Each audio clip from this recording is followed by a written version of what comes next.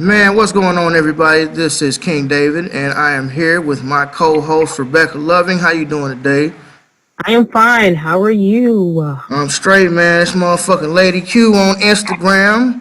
Yeah, man, you know what it is. This is the 5th episode of the Socially Conscious St. Louis podcast, and this is a special Christmas Eve motherfucking broadcast, nigga. You know what it is. White Man's Holiday, a.k.a. White Man's Holiday. Keep going. Right. But you can't deny a motherfucking Temptation Christmas will get you in the spirit. Give a damn if you celebrate Christmas or not, goddamn it. Temptations, fucking Otis Redding, the Jackson 5. I saw Mommy kissing.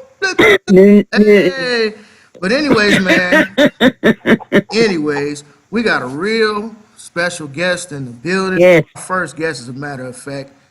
The man, the myth, the legend. Yes. Put your motherfucking hands together for Gooch The Great. Yes. Gooch The Great, the best thing that happened to a woman since the straightening comb. How y'all doing? Yeah, I did. You already. He didn't waste no time, did he? Already, man. I swear to God, he like the light-skinned version of Quarry. I promise. He didn't waste no time at all. He did not delay. That nigga, if he say, oh, hold on, I'll be right back. You better leave wherever the fuck you at and hop in your car. Right. Looks like stand by. That motherfucker say, oh, hold on, I'll be right back. Right. Fucking get that, goddamn it. Yeah, I got the foot. Oh, man. I've always been the head man out to get the bread man. So if a bitch want to have like Oprah, she got to treat me like Stead man. You understand me? Man. I think Gooch was a pimp in his past life. That is what it sounds like to me. You said it sounded like he was a pimp in his past life? Yes. Oh, he definitely got some pimping in his family. I ain't gonna lie. He from Cali. He got some pimping in his family. If I'm not the best, I'm damn sure I can resemble it. Man. Yeah, bro. So shit. I think that we gonna start off with this interview, man, because as a fan of the 5150 show, both of us are fans, bro. Yes. Like, you always hear your name come up in conversation. Yeah. But we don't for real know nothing about you, man. And I got a chance to follow you on the ground because you be straight wilding on these females. You put that death. When he put that death joke up there, I died. I had even said that to my deaf sister. I was like, check this out.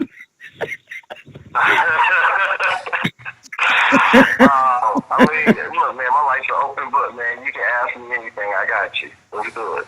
Okay. So what's up, man? Where you from? Gooch The Great is from Inglewood, California. Right outside of Inglewood, Los Angeles, basically the same thing. Right outside, born and raised, Inglewood, California. Okay. That's what's up, man. So what do you do, bro? I'm not sure if you a comedian, a motherfucker card customizer, pimp. You know what? Gooch is really a jack of all trades. Growing up, I was an athlete. You be killing it with the thing. Growing up, got into music. I was the first African American signed to Geffen Records. Okay, that's I was what's signed up. to Geffen Records.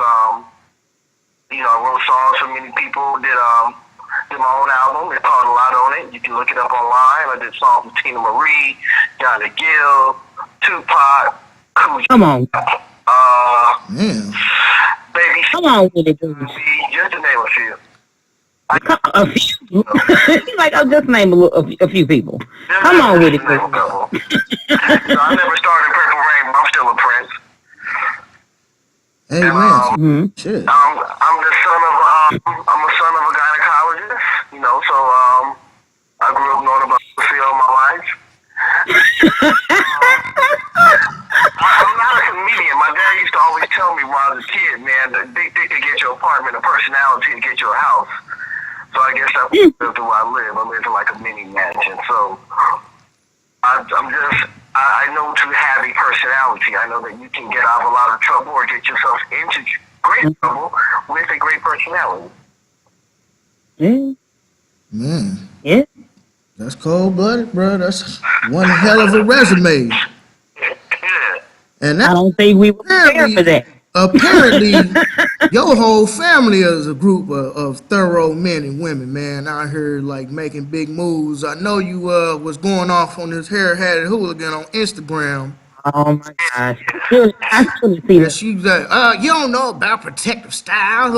And they were like, look, man, let me explain something to you, goddamn. My family owns the salon. Yeah, my uncle Lee Mac, rest in peace, was a platform stylist for Sebastian for about 22 years. Yeah. So she can tell me anything about hair. You know what I mean? I've been doing this since Moby Dick was a goldfish. So her telling me about hair is crazy. I could look at her eyebrows and tell her hair wasn't right. You can't have Brazilian hair and your eyebrows Cambodian. That don't go together. Not Or the chicks that have that Brazilian hair, but their roots is fresh out of Africa. Like, how did you do that? Those look like they jacked up Yeah, off you said the edges is Scandinavian, all the way up there in the middle of fucking nowhere. They be having that Brazilian Indian hair, and they roots look like they just stepped first off the homicide. Man, their roots look like Kunta Kinte. Bruh.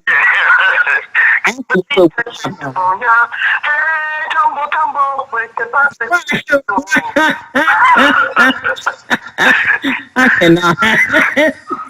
Hey, you know what? That's the truth, though, man. That's the truth. I be feeling where my nigga be coming from, because I'm not anti-weave, but if you won't get a weave, hey, do it right. Done right.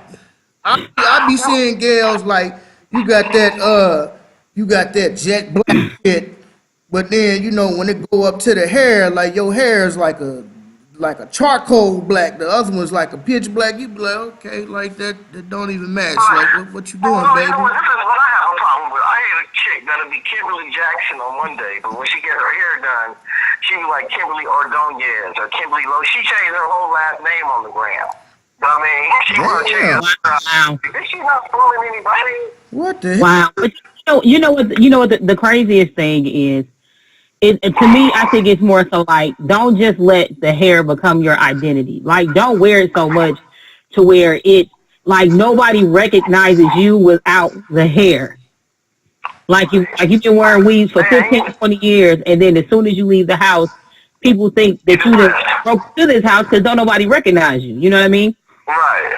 And I want sisters to know that you're beautiful regardless. You don't have to go spend money on bundles. I like you the way you are. That's what makes you unique. I want them to understand if I wanted to mix this, I go get a mix.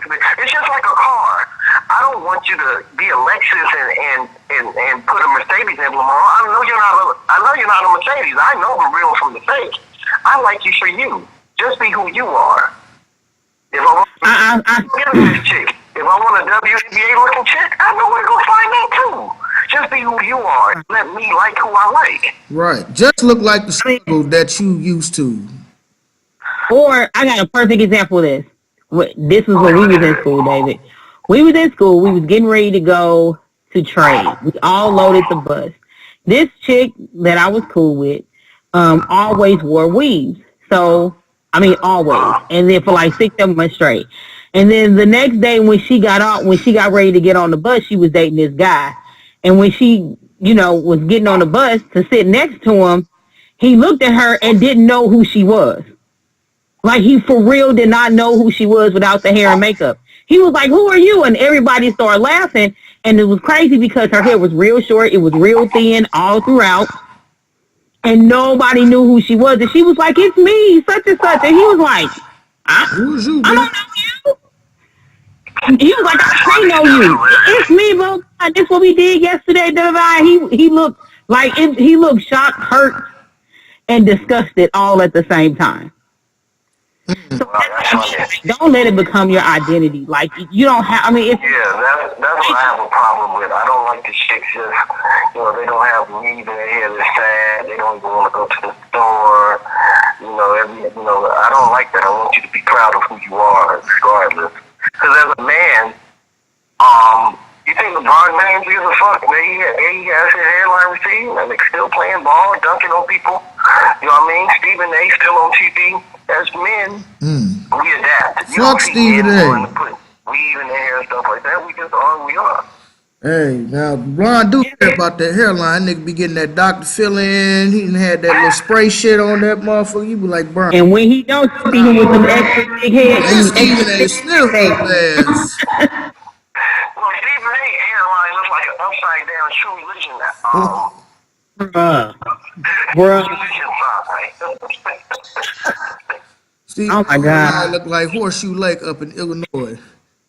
Straight. Yeah, man, it's disrespectful, man. Yeah. They got that ancient Egyptian pyramid hairline on some shit.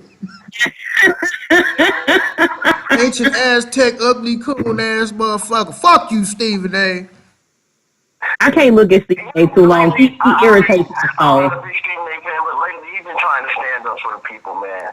I give you a little credit. I don't give that nigga no credit. You gets no credit. What's that nigga Quarry favorite movie? 300? That's one of my favorites too.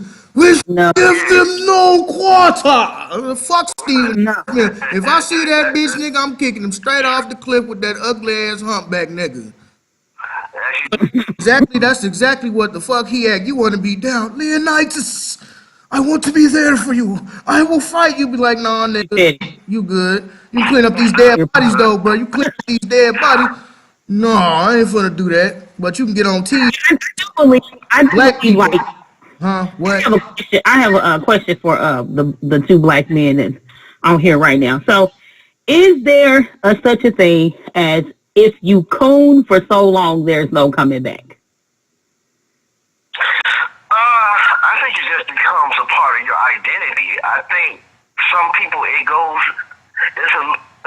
cooning, I think, is when you're just doing it to be accepted by popular society. Once you do it so long, that might just be the way you feel. You might not be acting anymore. You know what I mean? Yeah. You can only fake it for so long. After a little while, that just might be who you are. You might not even know reality, or that might not be your reality. You know what I mean? So, yeah, I guess there is no coming back, because it just might be who you are. Like, do you think that the black community would accept somebody like a Stephen A. or a Roland Martin? You know what I mean? Like, people who just been kind of, or a Tommy Sotomayor, you know, people like that. The black community is so forgiving. The black community accepts Magic Johnson's son. So if we can accept him, we can accept anybody. Yeah, you got a point. I don't accept him. I don't accept Stephen A., Watermelon Andrea, goddamn me, all the rest of them motherfuckers. I wish I had that Willie Dean Coon track, because I'd play that motherfucker right now. There is no hope for you coons. I'm here to tell you. You ugly coons. Fuck all you motherfuckers. If you coon, you deserve to get the fuck out of here. You cannot, you cross the line. I feel like you crossing the line in the sand, nigga. You either for us or against us. I'm not finna have a motherfucker who gonna have my back today and run away tomorrow. See, that's why you can fuck with a nigga like Gooch. Because if you get into a fight, he getting into a fight with you. Nigga, where was you at? Oh, man, you know, I had to step outside, smoke a cigarette. Hey, I had somebody do us like that. We got into, okay, so when I was in high school, homeboy started a fight. It was like 6 or 7 people. Started a fight with like 6 or 7 people, and then like a bus full of niggas just jumped off the bus and left me and my other homeboy standing there to fight a bus full of niggas. And we only ended up fighting about 5 or 10. I mean, it's sad, we still. But when the fight was over, he come out the grocery store. We was like, nigga, where were you? And he was like, I had to go to the bathroom for an hour. Yeah. I would have laid him a mark right then and there. Oh, yeah, we beat his ass off. So, I mean, in our community, I mean, we have all kind of undercover agents and coons and all type of stuff that we deal with. But once again, we're the most forgiving community out of I agree. Other community is, just like the black community. I agree. Like, be mad 24 hours and that's it. And that's a problem because we I mean, like, motherfuckers come I back in think here. so. I think so much so to where, like, say, if, in my opinion, it's just my opinion, Obama has done nothing for the black community. But Fuck him too. if somebody like President Obama would come out and he'd hand out Christmas turkeys or something, our community would be like, see, we knew he would do something. Okay, Nikki Barnes passed. And it's like that one act out of 8 years, like you did absolutely nothing for the black community. And Yeah, you but if ran you say that around some black people, they look at you like you're crazy, but you're only telling the truth. And they do, and you got to break it down. I'll break it down to you real good. First of all, Obama's not black, was never black, and does never identify as black. He was raised by his white mother and his white grandmother. He don't know shit about being black other than the color of his skin and that nappy hair on the top of his head. You're marrying a fine-ass black woman. I give Michelle all the credit in the world, even though she married a coon. But Michelle thorough in and of herself, and now your eldest daughter be fucking with all white dudes. That shows you the mentality of your motherfucking parents. Not only did she marry a coon, she married a homosexual. Barack Obama's a homosexual. Please tell me, am I the only one that thinks that him and Biden are sleeping together? Strictly for the homosexual community, and that's it. You gotta kind of wonder who he is as a person as well. All I'm saying is him and Biden was too close. And I said that for 8 years. And I told my husband, I said, I think that him and Biden was sleeping together. But you know the gays got the money. They got that brown bag money. Here you go. This is what we want you to do. Well, okay. Yep. All right, I got you. I mean, And then they just go, the gay community, they do have some type of financial influence, but let's take someone like President Trump, who said, fuck that, y'all can't be in the service. You know what I mean? At some point, you have to be a man. yeah. You know what I mean? Trump was like, no, I'm not going for it. I don't give a fuck how much. I have money too. So, no, you can't be in the service. No, we're not doing this. No. So, Trump shows you that he didn't have to give in. He gave in because he wanted to. Those are his people. But you know, Trump was I by men though. Trump was raised. His daddy and his granddaddy was cold. Some racist ass motherfuckers. yeah, I watched that. They I cold. You can tell where his influences come from and where that comes from, because that's the way his family is. And He was raised by women, white women. Yeah. even with Trump, his advisor was cold-blooded. Trump is like, yeah, I grabbed the pussy and, like, he's more happy. Like, yeah, I did it, and what you gonna do? I mean, he's the Like, of everything that white people money. wanted. So Like, and his advisor, that I can't remember his name, but the guy who used to advise him was cold-blooded. Like, oh cold-blooded. yeah, you talking about that nigga with that cut on his face? Any nigga who got a slash on his face is a cold motherfucker. You be like, I don't Like, know. That's him. blooded. So, Scarface on up, huh? Yeah, it's a Scarface ass nigga who was behind Trump back in the day. Al Capone had a scar on his face too, right? Huh? Al Capone had a scar on his face. Yeah, Scarface, oh damn, Oh, motherfucker, had a scar on yeah. his See, face. that's a bad motherfucker too. Yeah, like, they were scared. Like, people were scared of that guy. I mean, Like, we was even scared. with Trump is getting a lot of flack because he stood up for the gay community. I mean, not the gay community, but he stood up for the fact that he did not want gays in the military. Now, my whole thing was, like, I understood why. It was a video that just came out like a few months ago of this gay guy, and he was graduating from military school, and he had them play this whole, like, I think it was like a Beyonce song or something like that, and him just flamboyantly walking down the steps and patrolling around and waving his hands and doing the whole thing. And a lot of the military men that were commenting under the video was saying, we don't have a problem with you being gay, because they knew that it was gays in the military anyway.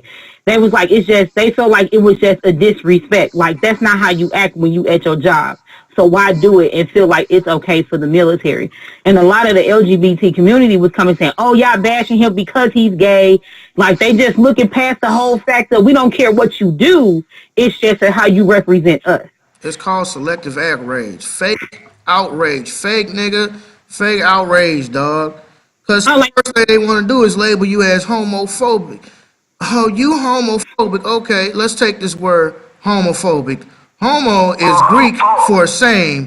Phobia is a fear of. So has a Right. fear of you just because you like to fuck other men and the Twizzler. Like, nobody's afraid of you, nigga. You are not Pennywise, the evil clown. You not Freddy motherfucking versus Jason, nigga. You gay. I have no problem with you being homosexual, nigga, but don't try to label me as homophobic just Right. I don't agree with your lifestyle. And when you start to break down the English language, they ain't got nothing to say. Mm-hmm. I like You still hate us. So, I don't know. I need to join like a squirting club. I don't know what I need to do. But I cannot. Yeah, man. And another moist motherfucker, Puffy, P. Diddy, Brother Love. This moist ass nigga, you know he moist. That nigga moist as fuck. Anybody who changed his name to Brother Love is moist as hell. You ain't never seen how many times that nigga be licking his lips and shit over the years? Come on, bro, stop it. Well, okay, here's the thing. Going up, let me give you some more background about Gooch. Gooch, I've probably, in my music career, I've rubbed shoulders with everybody. Big Daddy Kane, like I said, Big Daddy Kane, G-Rap basically gave me my stamp in the hip-hop community. First I met G-Rap. G-Rap introduced me to Big Daddy Kane up at Jim Brown's house. Bobby Glanton Smith, if you're listening, there's your Jim Brown shout out.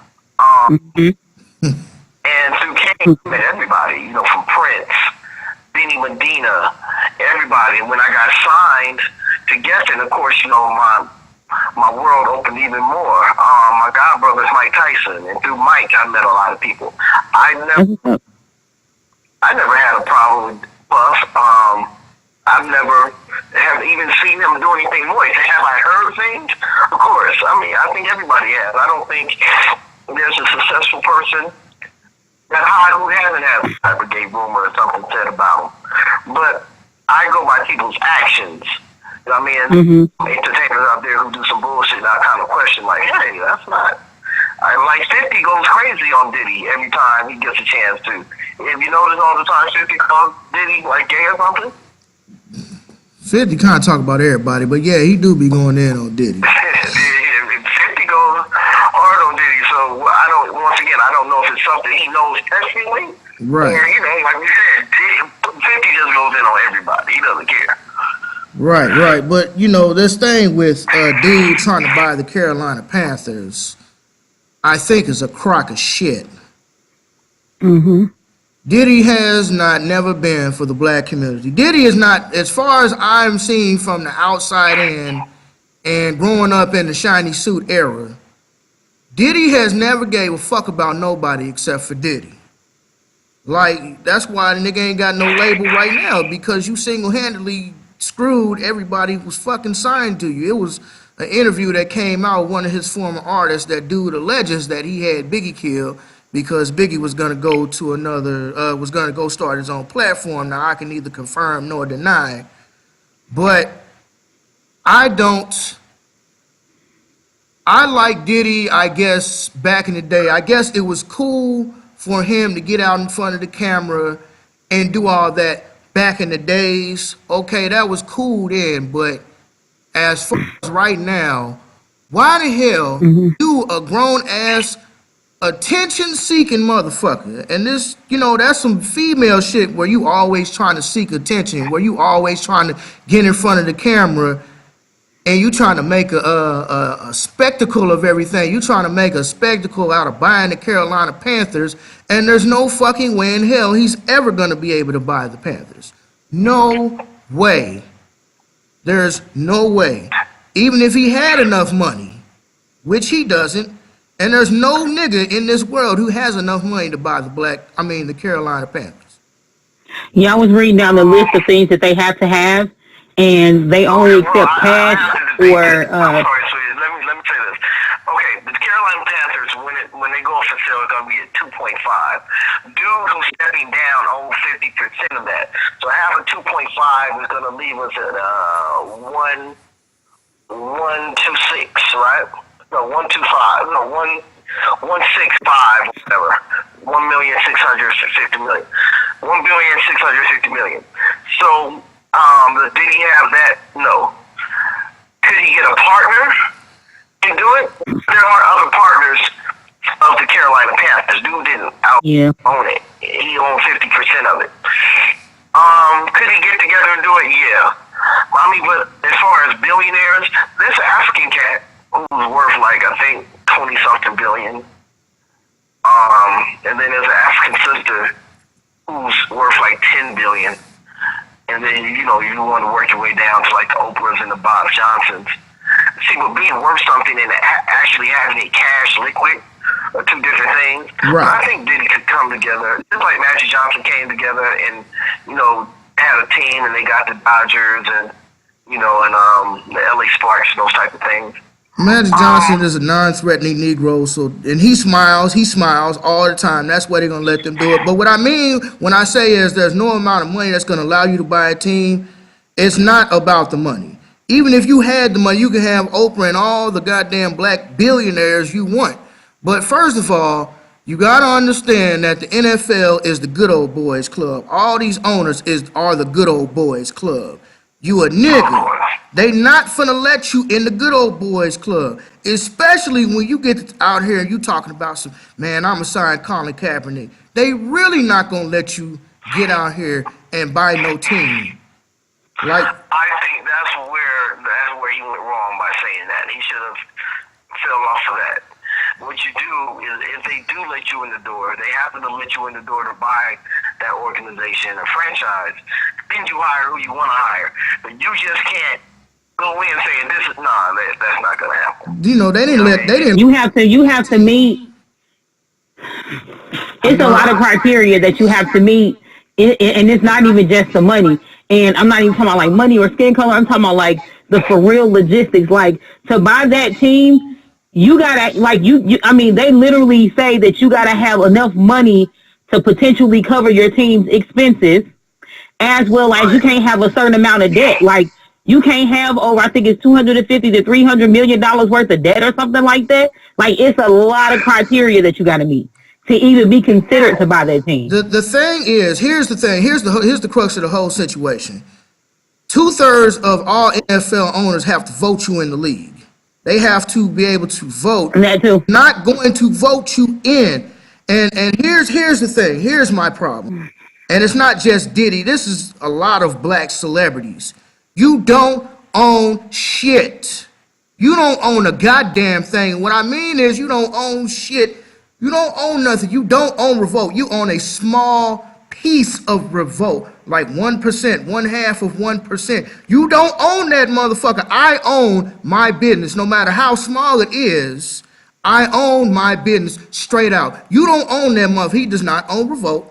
He does not own Ciroc. You own a small percentage of Ciroc. Jay-Z did not own the Brooklyn Nets. It's a Russian billionaire that owns the Brooklyn Nets. But you want to be out here, you want to be the face of the company. You want to pretend and have this facade and tell black people, hey, if you could just pull yourself out your bootstraps, you can have this too. Take that, take that, take that. But you don't own this motherfucker. Not take that. Perpetrating. You perpetrating. You fake. You a fake ass nigga. And this is the way I'm looking at it. If you don't own that motherfucker, if you do not own at least a good 35-40% of that shit, you cannot really say that you own that. Unless you have a sizable majority of ownership, you don't own it. You are the buck dancing coon ass Sambo white glove red light lipstick wearing motherfucker who dancing on TV and getting on Instagram. I'm gonna have the best halftime shows and we gonna do this and we gonna do that. And first of all, let's just take all of the negative connotations out. Let's just say you not black. Let's just say you don't have to have the NFL owner's approval.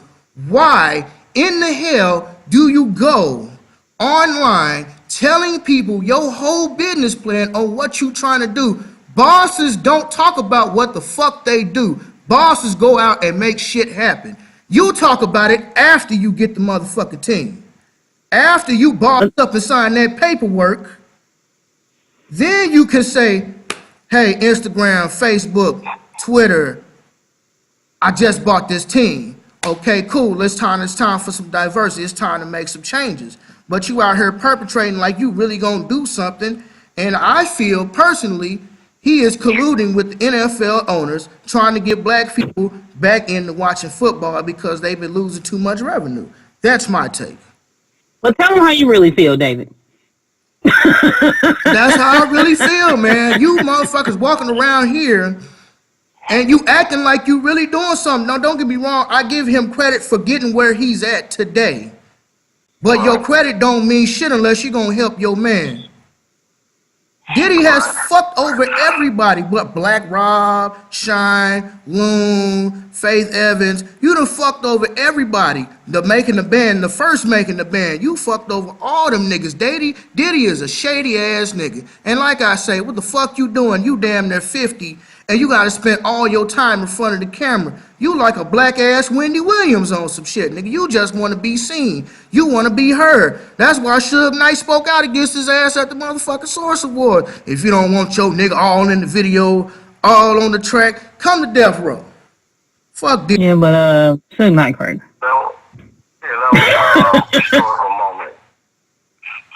That was a historical moment. You know what? I really like. I'm going to be honest. I mean, to all the listeners and people who are going to hear this, I like being on this show. I feel at home. I have you talking, and I feel like she's my cousin. She in the background. It reminds me of home. I'm just sitting on the couch.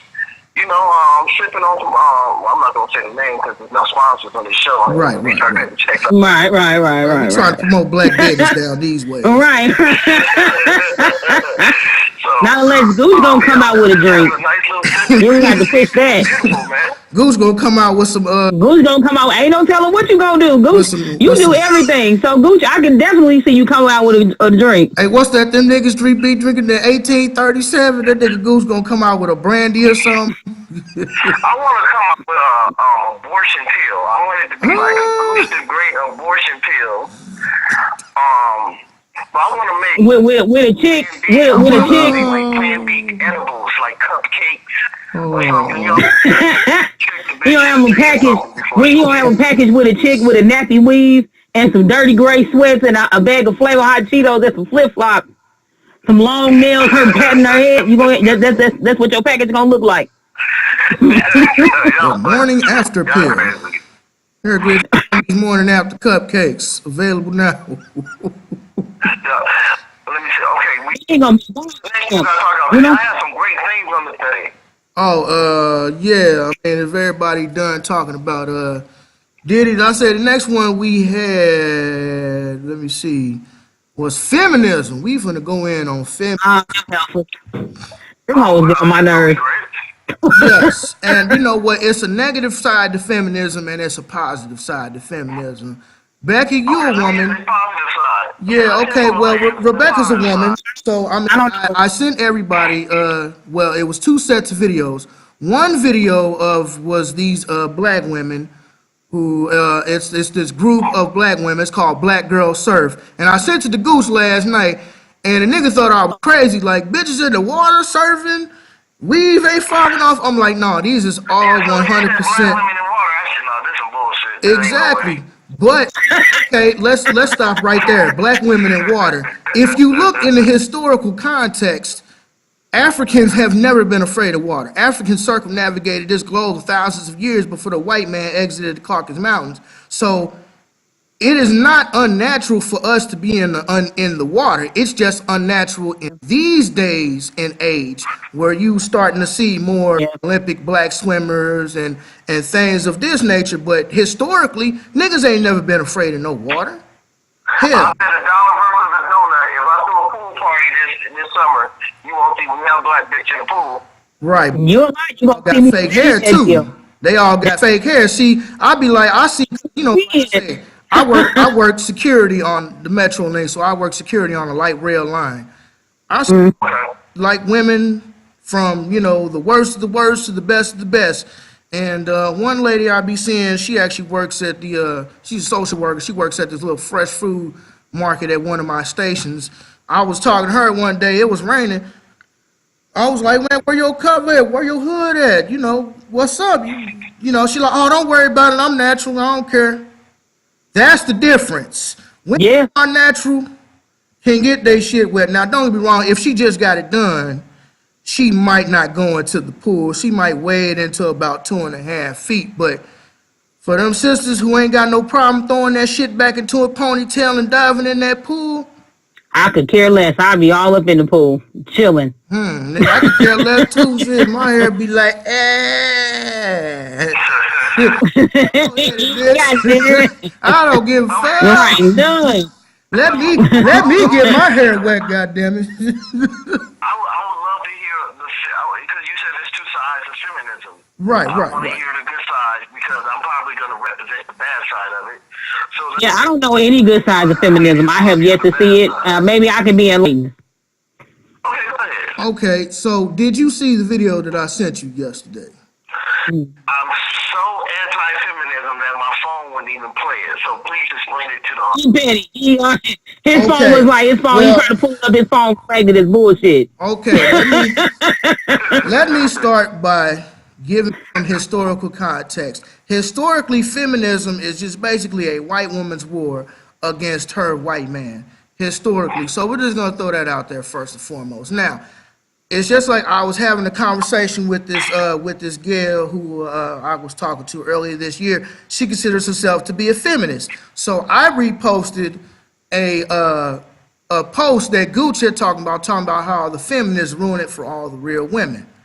So I was going back and forth with her, and I sent her a couple links. One of them was of these stupid ass white hoes talking about how they tired of Princess Peach getting saved by Mario, dumb shit. And then there was also the video of that hair-hatted hooligan who rolled up on that white dude, and he was like, hello, good morning to you. Don't you speak to me. Blah, blah, blah, blah, blah, blah. I'm like, that's the negative side of feminism. So I asked her, I'm like, I'm not against women's empowerment. I want sisters to empower each other because that is how it used to be before we lost the communal aspect of it all. It used to be a time when the mothers and the grandmothers and the daughters and the sisters used to all hang out together. I am all for women's empowerment, so that's like Black Girl Surf. It's a group of black women in Southern California, and they basically teach you how to like swim and they teach you how to surf together, and it's called Brown Girl Surf. They get out there and they teach all of these women, and these obviously are not hair-hatted hooligans because they're in the ocean surfing. And one of the things this black woman who was an instructor / surfer was saying, she was like, you know, when I get inside of the ocean, all of the negative bullshit that I got to deal with on land, the racism, the discrimination, you know, the sexism, all this other stuff does not exist in the water. So am I all for these sisters coming together and teaching other sisters how to surf and get out there? Because it's something real empowering about getting out there in the ocean and surfing. I don't surf personally, but again, putting it in the historical context, our ancestors did. The Hawaiians, all the natives on the island, okay, they niggas. They niggas. They just not African niggas, but they was African niggas at some point. They still got all the African features. Before the white man came to all the islands, niggas, Hawaiian niggas, they was out there surfing and all in the water. And you know what I'm talking about? We talking about people who doing these type of things. I'm all for that type of stuff. I am all for it. Was another video of a woman, and she was talking about how important it is for women of minority, black, to be able to own guns and be able to defend themselves, and teaching other women how important it is to be able to protect yourself.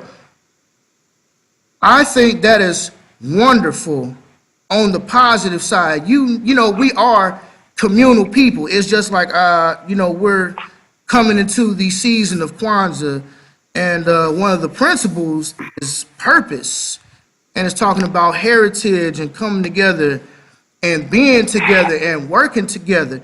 I am all for positive women reinforcement because I like to look at things from all sides.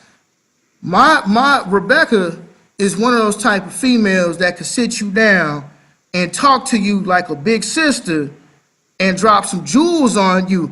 But like I told you, Gooch, no one can understand you like your own.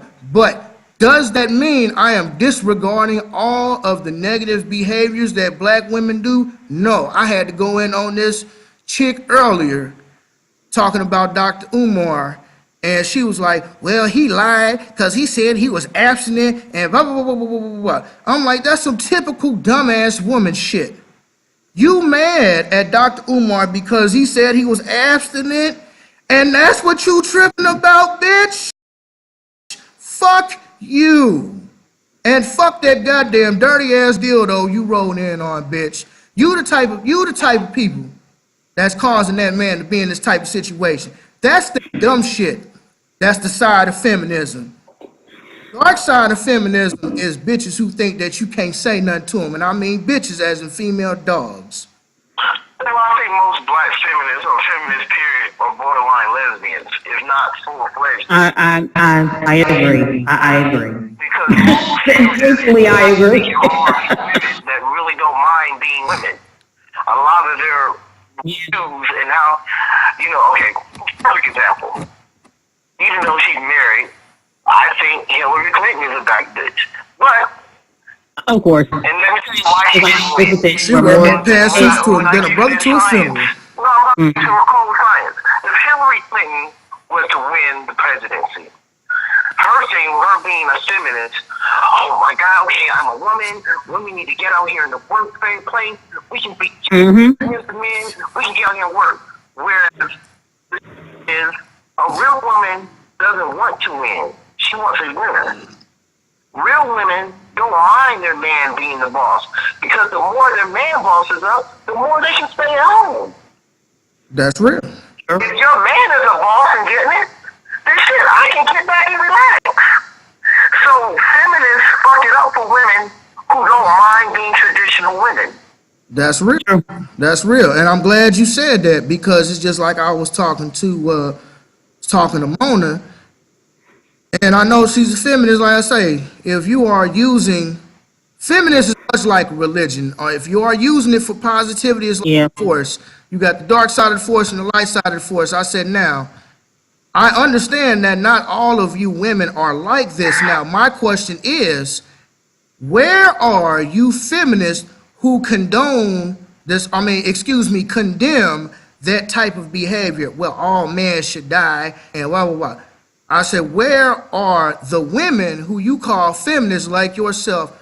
Where are you when these dumbass bitches fuck it up for the rest of y'all? Are you condemning that type of behavior? I'm pro-black.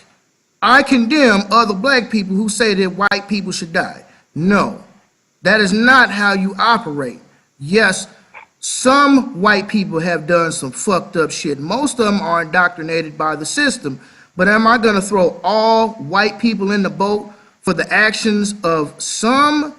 No, because that would make me no better than you. But I will come out and speak against you if you're doing wrong. So my thing is, again, if you're a feminist, how come you're not speaking out against the dumb shit that other feminists do? This just, you need white men to speak to other white men about the racist bullshit that they do. Well, here's another thing. Women have never been made accountable for their wrongs. I agree. Sisters. A sister I agree. Talk loud, cuts out the whole store, and no one ever says, bitch, shut up. Like we should. We're the only culture to where we don't think our mothers can do anything wrong. I agree. Not feed you, do anything she wants. And the first thing that comes out your mouth is when you get older. I love my mama. That bitch ain't shit. That's right. Why can't we just be honest about certain situations? You're so quick to down. See, here's the thing. And women are taking advice from their mother. And if your mama knew so much, why couldn't she keep your daddy? Or I'll say this, because I have a lot of those that are close to me that act like that. And David, no. But I feel like it's like this. Women take advice from women who are broken. And those broken women are trying to tell somebody else how to do something when they don't even have their own lives in order. Like, prime example, like, and based off the accountability piece she was talking about, right? So, like, prime example, I walked into a store. Sometimes I'll have my discernment to say, don't say nothing. That don't happen often. Because when I see something, I just have to say something if it's not right. Now, I'm not malicious about it, but I'll give you an example. Walked into a store. I met the checkout line, and it's a young girl. She was about 15, 16 years old, and she was standing there cussing out her mama. It was a black girl. She was standing there cussing out her mama. So I'm standing there and I'm waiting on the moment where this woman is about to backhand this girl, and it never happened, right? So she must have said something like, "You get on my damn nerves. You don't never buy me what I want, you old stupid bitch." And I stepped up and I was like, "Whoa, whoa, whoa, whoa, whoa, sister." I said, "I don't know how you treat her when you're at home, but you cannot do that in my presence." I said, I said, "I don't know what type of relationship you have with your mother, but that is unacceptable. You don't know my mama. She don't never buy me anything." I looked at her mama. I said, "Are you a crackhead?" She said, "No." I said, "Oh, do you go to work every day? Do you take care of your kids and things like that?" She was like, "My daughter just wants everything. She's just upset and this and that." So I had to like, "Sister, your mama is nothing like mine. My mama was still a crackhead. My mama treated me like garbage. And I'm still respectful to her. I never cussed at her, never yelled at her. Mind you, she used to fight with my other sisters, fist fight, never did any of that. So until you go through that, even still, you can't give me a reason why you just sat here and disrespected her. You will not do that in my presence. If you're going to act like that, you take your tail outside, because you won't do it in my face." So the mama looks at me as the daughter walks out the store, and she was like, "I'll be in the car. You can't, I appreciate what you did, but you can't talk to my daughter like that." I said, "Something is wrong with you." I said, "And that's what's wrong with her. Because whoever raised you, somebody messed up. Mm-hmm. I don't know your history. I don't know your story." I said, "But just by what we conversing about, what we conversating about, like something is wrong with you in the breakdown of the DNA of who you are as a woman that allowed your daughter to disrespect you and call you a stupid bitch. And for you to look at me and tell me that I'm wrong for being respectful to your daughter and educating her the way you should have.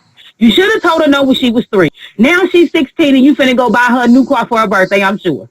Right? Exactly. And she said, left her stuff at the counter and stormed.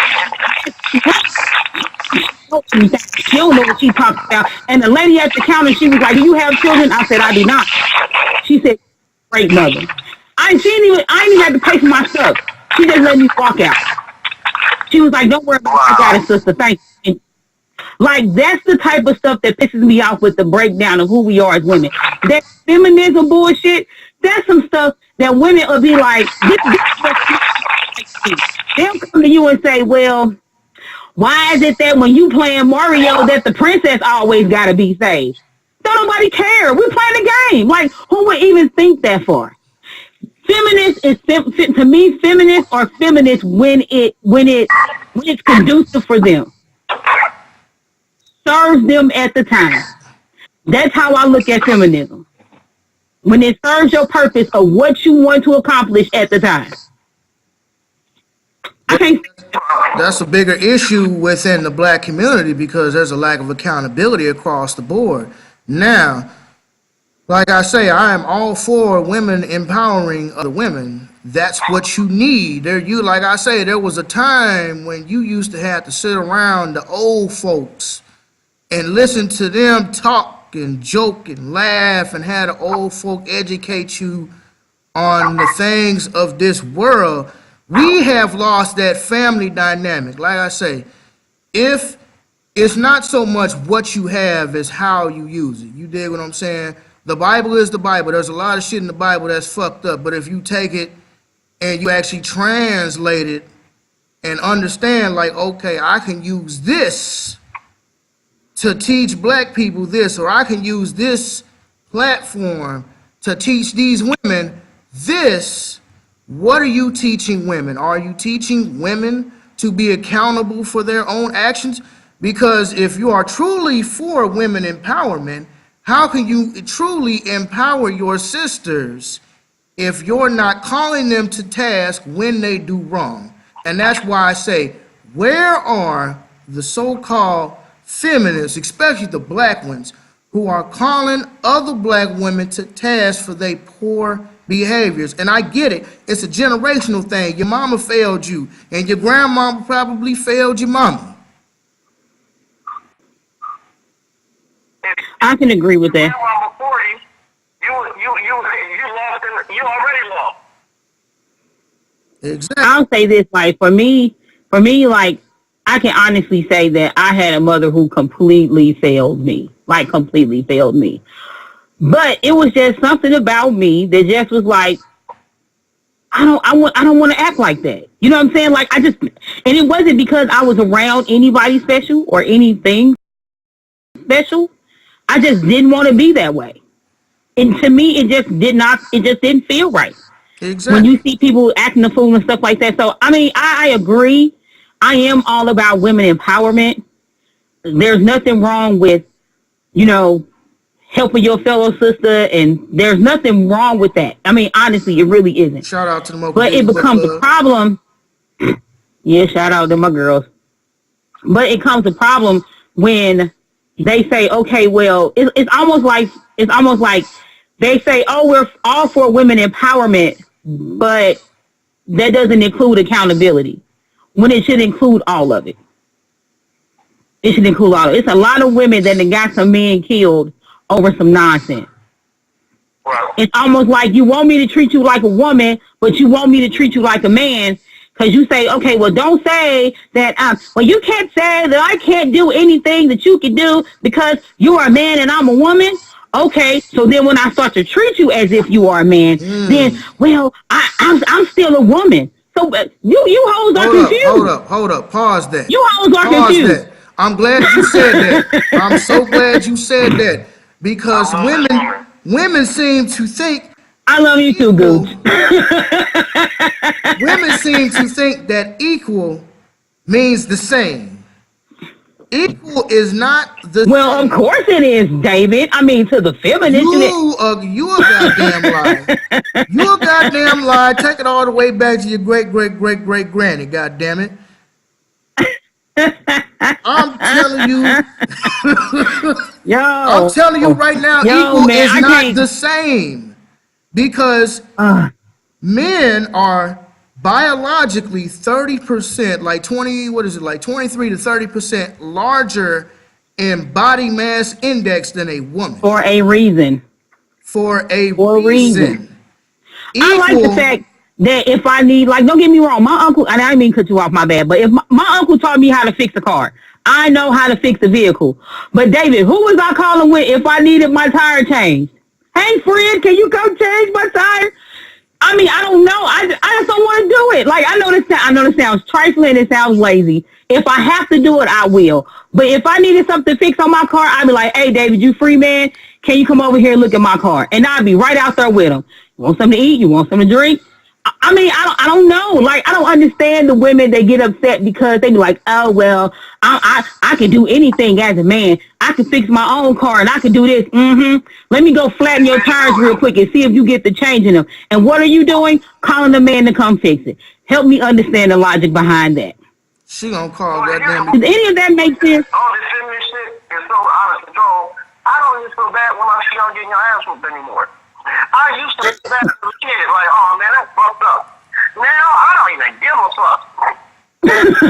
If she deserves it, yeah. If you want equal rights, you gotta be able to take equal less. That's true. You can't have it both ways.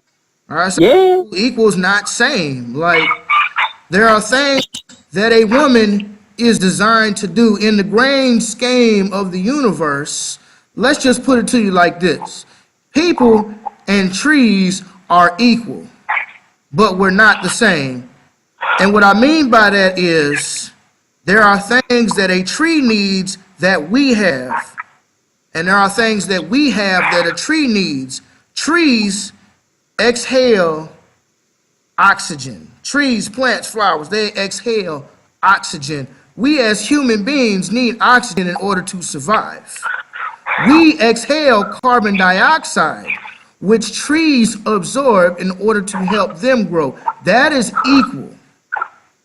We need the trees and the flowers and the plants just as much as they need us. That is the way it was designed. It was designed for a man to go out there, to go out and hunt and kill and gather and make some shit happen so he can bring it home to this woman. White men do not like their women to work, or at least white men who have a decent income. Like when I started working in like Webster Groves and Maplewood, Sunning, all of these areas where it's a whole lot of white folks, Shrewsbury, you know, when I'm seeing all these big houses, Ladue, they women do not work. I'm not gonna lie to you, Gooch. Yeah. The women on TV walking their dogs and having book clubs in the middle of the day, I thought that shit was some shit for TV land. I did too until I moved out here. I was like, these heifers don't work. And I was like, well, maybe they got some men that saying, you know what, don't worry about it, take care of the house. They don't work. But that also speaks to the dichotomy between the economics between white people and black people.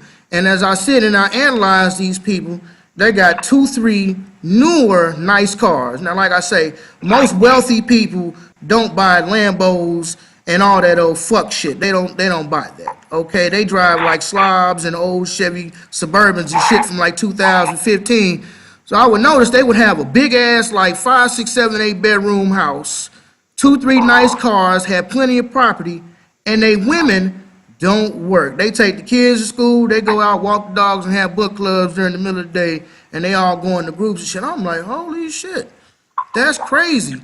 But we as... Another thing that white women do that black women don't do, they exercise silence. My dad used to always tell me.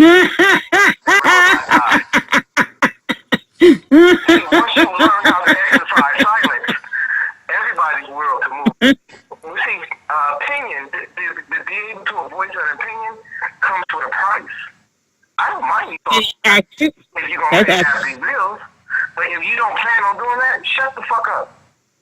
This is me. I feel like there is a time and place for everything. That's just how I feel. I'm a woman, there's a time and place for everything. I'm a provider. I am a protector and provider by birth. But that comes with your silence. Yes, I want you to moan and all that shit when I'm giving you this dick. But I don't want to hear too much other than that. Once you voice your opinion, I'm going to start handing you bills. You got a point. You got a point. Now, I will say this. I think there could be an amicable conversation. Like, say, for instance, if you sit down with your spouse and whatever bill pops up. You know what I'm saying? Like, I'm not going to argue with you about how you pay the bill. Does that make sense? I'm not going to argue with you because I'm not paying it. However you pay it is however you pay it. But then you have some women who have to have an opinion about every single thing. And you have some women who speak at the wrong time. I am a firm believer that if my husband does something that's out of place or out of order, that I feel is out of place or out of order, and we're in public, whether we're around friends, his family, whatever, I'm not going to address the situation there because that's not what that's for. And I'm not the kind of person that likes to argue. I'd rather be laughing, have a conversation, having fun. So if I come home, I'm just going to say, hey, when you did this, I really didn't care for that. And we can have a discussion about it. But I know a lot of women who I've seen it. Like that's like some world star hip hop. I'm like, for real. Like they sitting outside. You a piece of shit. You a no good man. You a poor excuse as a man. And she legit situation. She don't work, but he does. Bitches like that, I tell them all the time. I've never passed by a hospital and said no vacancies. Bitches room in there for you. You want to talk back and be crazy? You gonna spend the night in the ICU or whatever. You gonna wake up with so many streams in your arm. We gonna look like a mummy. I don't play those type of games. I come from a disciplined house. So I believe strongly in discipline. Nobody is above discipline. My daddy was the type of dude. He came in the house. When he said go to bed, everybody went to bed. Dog, cat, me, my mama, fish, stop swimming. Everybody went to bed. Mm-hmm. I grew up in a society where men were men. Now, in today's time, you got a lot of borderline homosexual ass niggas. They're not respectable men, so therefore women don't respect them. They're not stomped down. Their mama ran their daddy away, so they really didn't have a man around the house to teach them how to be a man. So they're learning how to be a man from a woman who doesn't know how to keep a man. So imagine being a lion and whatever you hunt out there in the wild is teaching you how to hunt. So if you hunt deer, imagine a deer teach a lion how to catch them. They're gonna say, no, to be brutal when you catch us. When you see a deer, just we might just lay down and let you kill us. No, bitch, I'm a lion. I need teach me how to hunt. It's like I told my homegirl, like, I had to tell her flat, I said, your mama raised you. Hold on, Becky, hold on. Rebecca, hold I on. didn't know he was still talking, I'm sorry. Oh, you said, hold on, okay. No, not you. I was telling her, y'all was No, he was talking to me. He was talking to me. I didn't hear you. She was still talking. I apologize. Men need to learn how to be men by men. A lot of things that mothers teach us as boys isn't the way we're supposed to do it. So that's why we grow up with a false sense of how to treat a woman, because it's fucked up. Because they're giving you how they want it to be treated, or more than how it should be done. They're giving you the fairy tale version of how they think it should happen instead of how it should happen. Like growing up, I remember I used to ask my dad, why does the man have to walk on the outside when walking a woman down the street? And my father said, well, when somebody loses control of the car, and it comes up on the curb, it can hit you before it hits her. And I said, what makes her life more valuable than mine?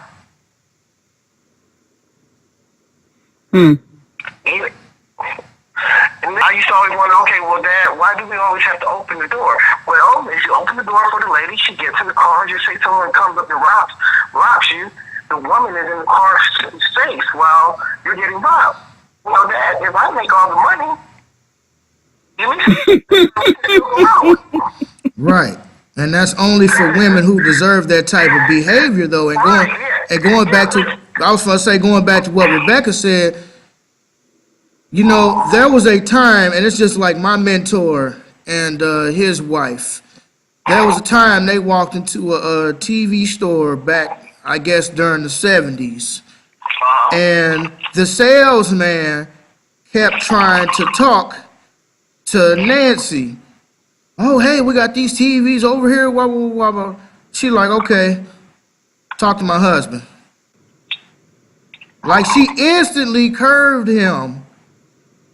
Like, look, we both making the decision, but at the end of the day, his decision is the final decision. But I'm not the one you should negotiate with, because, see, the thing about it is, too,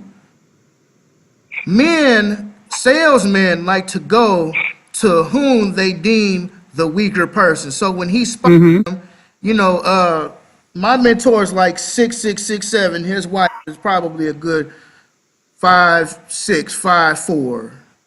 You know what I mean? So he automatically interpreted that as, I can get over on them by talking to the woman. And it was her who curved him and said, you need to talk to my husband. He's the one you need to talk to. He's going to make that final decision.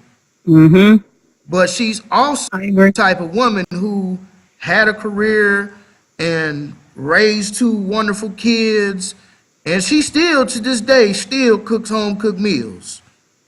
Like, maybe not every day, but she still cooks home-cooked meals.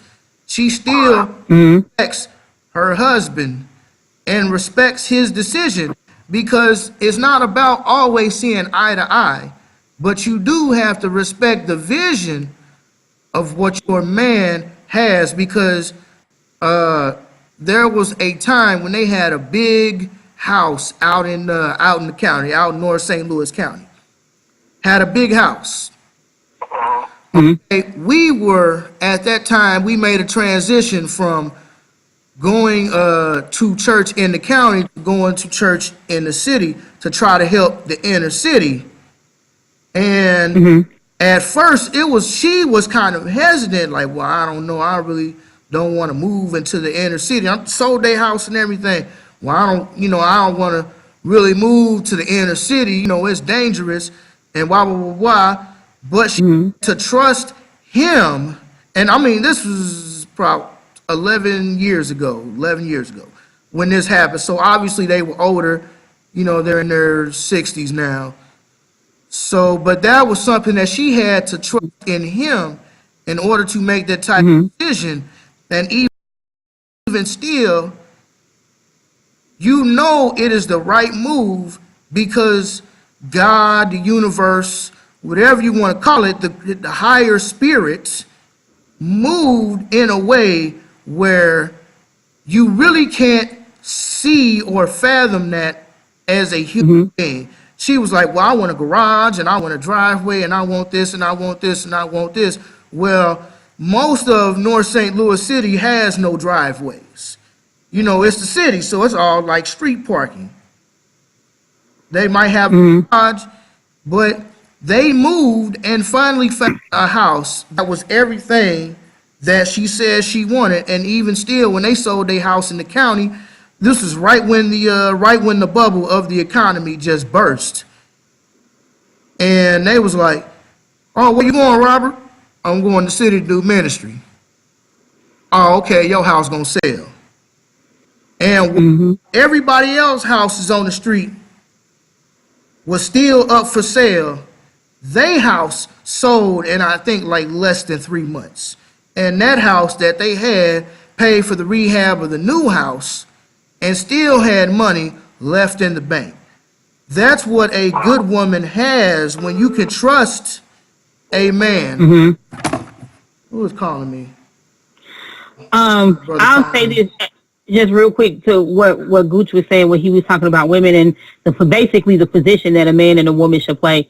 I feel like, and I had to tell a friend this, and I'll make it quick, I promise, that most mothers raise their children not with love, so to speak, but more so with the hurt and pain that they have experienced through life experiences. You love your child, that's great, but you are raising them in the hurt and pain that you experience. And what you don't realize is that you're actually inflicting that hurt and pain onto your child. And a lot of women are raised that way, which is why the cycle keeps continuing.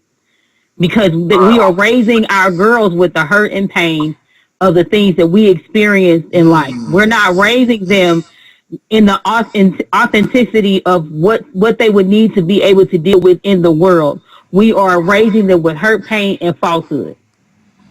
That's just my opinion on that. I agree with you. Now, I want to move into, I believe the Umar Johnson situation was our next topic for discussion. And I'm glad that Becky said that because it actually segues perfect into the next topic. With the Umar Johnson situation, I'm not sure anybody is aware.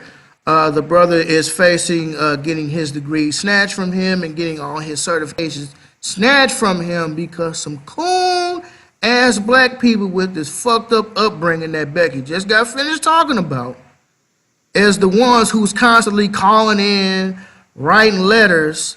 These are the people who get mad at the information that he's giving them. Yeah, they doing a brother in. Basically, like he was saying, like, ladies, wear your natural hair. And it could just be something as, hey, wear your natural hair. Brothers, pull your pants up on your ass. Be men. Stand up. Lead your community. Oh, how dare this nigga say that I need to straighten my shit together. Nigga, I'm happy motherfucker feel. How dare this nigga say that I need to get my shit together. Right. How dare this nigga tell me that I can't wear a long blonde weave and still be pro-black when he hit the nail on the head. Like when he was talking to that little moist nigga, Cleo Monago, he one of Rolly the Boule Bird people. Yeah, that situation was interesting. Look, he didn't say nothing wrong. All he said was, most of the people who I have personally counseled who identify as homosexual have had some sort of childhood trauma, some sort of childhood sexual trauma, which caused them to question sexuality. Now, you would think that he didn't say anything wrong. Of course he did. But dude started flaring up and got all in his feelings. But the thing about it is, a hit dog gonna holler. Yeah, dude got mad. But I will say this: like all of the gay men that I know, they have been hurt in some type of way. Every last one of them, they've had some type of child molestation that have happened, or some type of sodomy or something like that happened to them when they were younger. Which, I mean, every last one of them that I know, that I went to school with, every last one of them. It has not been one. I'm not saying they're not out there. I'm just saying, like, the ones that I know, they've had those experiences. So I was born this way, goddammit. Didn't you hear Lady Gaga? I mean, I heard it, but I mean, it don't make it right. Nigga, I was born this way, goddammit. I was born swinging for dicks. What'd you say, Gooch? That was me, nigga. I was born swinging for dicks, goddammit. I like to get my Twizzler pushed in. Be like them Mexican niggas from, what was that motherfucking movie with Denzel and the little white boy, Training Day? You like your shit pushed in, bro? I ain't like my shit pushed in. Oh, he's on. That's the niggas who claim they been boy since birth, goddammit. So I'll be like, okay. All right. But I'm just sick of these motherfucking black people, man. Like, can't nobody give you 1 ounce of some truth, but you want to hate on somebody so bad. You want to hate on somebody who's doing something positive for his community. There's been a whole lot of smoke. He is allegedly done, but there's been no fire. I have never seen anybody came out with no receipts. That's just like people say that Quarry is a woman hater. And I was watching an old Zoe What show with the little bitch with the thin slice book who had the thin slice happy wife book, and he asked sister, are you married? Well, no, I'm divorced. And the nigga started busting out laughing like, how the fuck you gonna write a book about a happy wife and you couldn't even keep the dude I disagree. married to? I disagree. I feel like happy husband, happy life. Because if my husband is happy, he's going to make me happy. Therefore, my household is going to be happy. Most women and most men who live by that, notion or false sense of security, whatever you want to call it, 99 times out of 1,000, they are married, or they have a terrible marriage, and the husband is miserable, and they're cheating. Like, in my opinion, I feel like happy husband, happy life. If my husband is happy, then I'm happy because he's going to make me happy, and then my household functions better. I'm getting some hate for that, I'm sure. You know what? I agree with you guys 100%. The Dr. Umar situation, I like dude a lot. Very positive person, amazing person. But I wrote him today. I DM'd him today, and I told him that maybe it's the fuck the license, because you built yourself a celebrity or a plateau to where you really don't need your license. You need to surround yourself with other teachers that think like you. Open the school. True. And you supervise them. Here's a perfect example. Dr. Dre doesn't do all those beats. Dr. Dre surrounds himself with gifted producers. They beats into him. He tweaks them. He takes them to the next level. That's what Dr. Umar Johnson needs to do. He needs to surround himself by people who feel the same way he does, that are moving in the same direction. Let them school. Therefore, he doesn't need all these degrees and all this paperwork. It's still his school. He still runs it. And take it from there. Don't let these people fuck with you, man. There's other ways around it. You know what I mean? I just want him to move forward and do what he said he's going to do. And that's to educate our people and get them on the right track. So I think he's hurt. He is hurt. If He hurt because oh, he feels like it's our people that's attacking him, and he feels like, you know, as much as he has done and how much groundwork he's put into play, like this is what our people are doing. Even his father, you know, has joined the ranks of, you know, trying to question him and all this other kind of stuff and make him look bad. And, you know, I heard this one ignorant commentator, she was like, oh, well, your father has something to say, and that's a problem. Then that's not necessarily the truth, because you have some jacked up, jealous parents. Just because your father comes out to speak on something doesn't mean anything. Your father can be a hater just like the rest of them, which is sad, but it's true. I just think that he may just, I think he just needs to shield himself, and I agree with Gooch 1,000%. I think he needs to surround himself with like-minded people. because the thing about it is, just because you're one way does not mean your family is that same way. Look at Dr. King.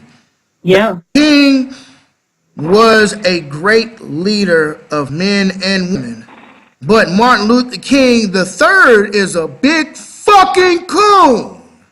You fat Yeah, selling your father shit. You fuck you, you fat fuck. You obviously you didn't learn anything from that nigga and anything that he has ever done if you out here cooning for capital. Yeah, he said, yeah, that was, I saw that, I was like, I was so disappointed. Nigga, you can't even fuck with family like that on some instances, and I'm glad that the brother said that he's going to be moving forward with or without the degrees, but I don't know if you end up watching that whole video that you tagged me in, but I listened to it for the most part, and you can hear him get choked up about halfway through the video because he's truly hurt that his people, it hurts when your people are the ones who sell you out. That is why the Haitians killed all of the coons before they even started the revolution, because they knew what was going to happen. Do you know how many revolutions have been stopped by coons, by saboteurs? A whole lot. Them Haitians knew, let's get these coons the fuck up out of here, and then we're going to get our women to poison these white masses over here. And shout out to Tariq Nasheed, man, for the 1804 film.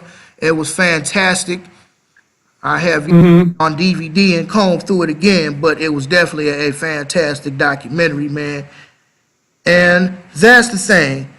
You got to get these coons and saboteurs. You got to identify these people, and all the black people want to say, well, we shouldn't be calling them out. You know, they still a part of the black community now. No.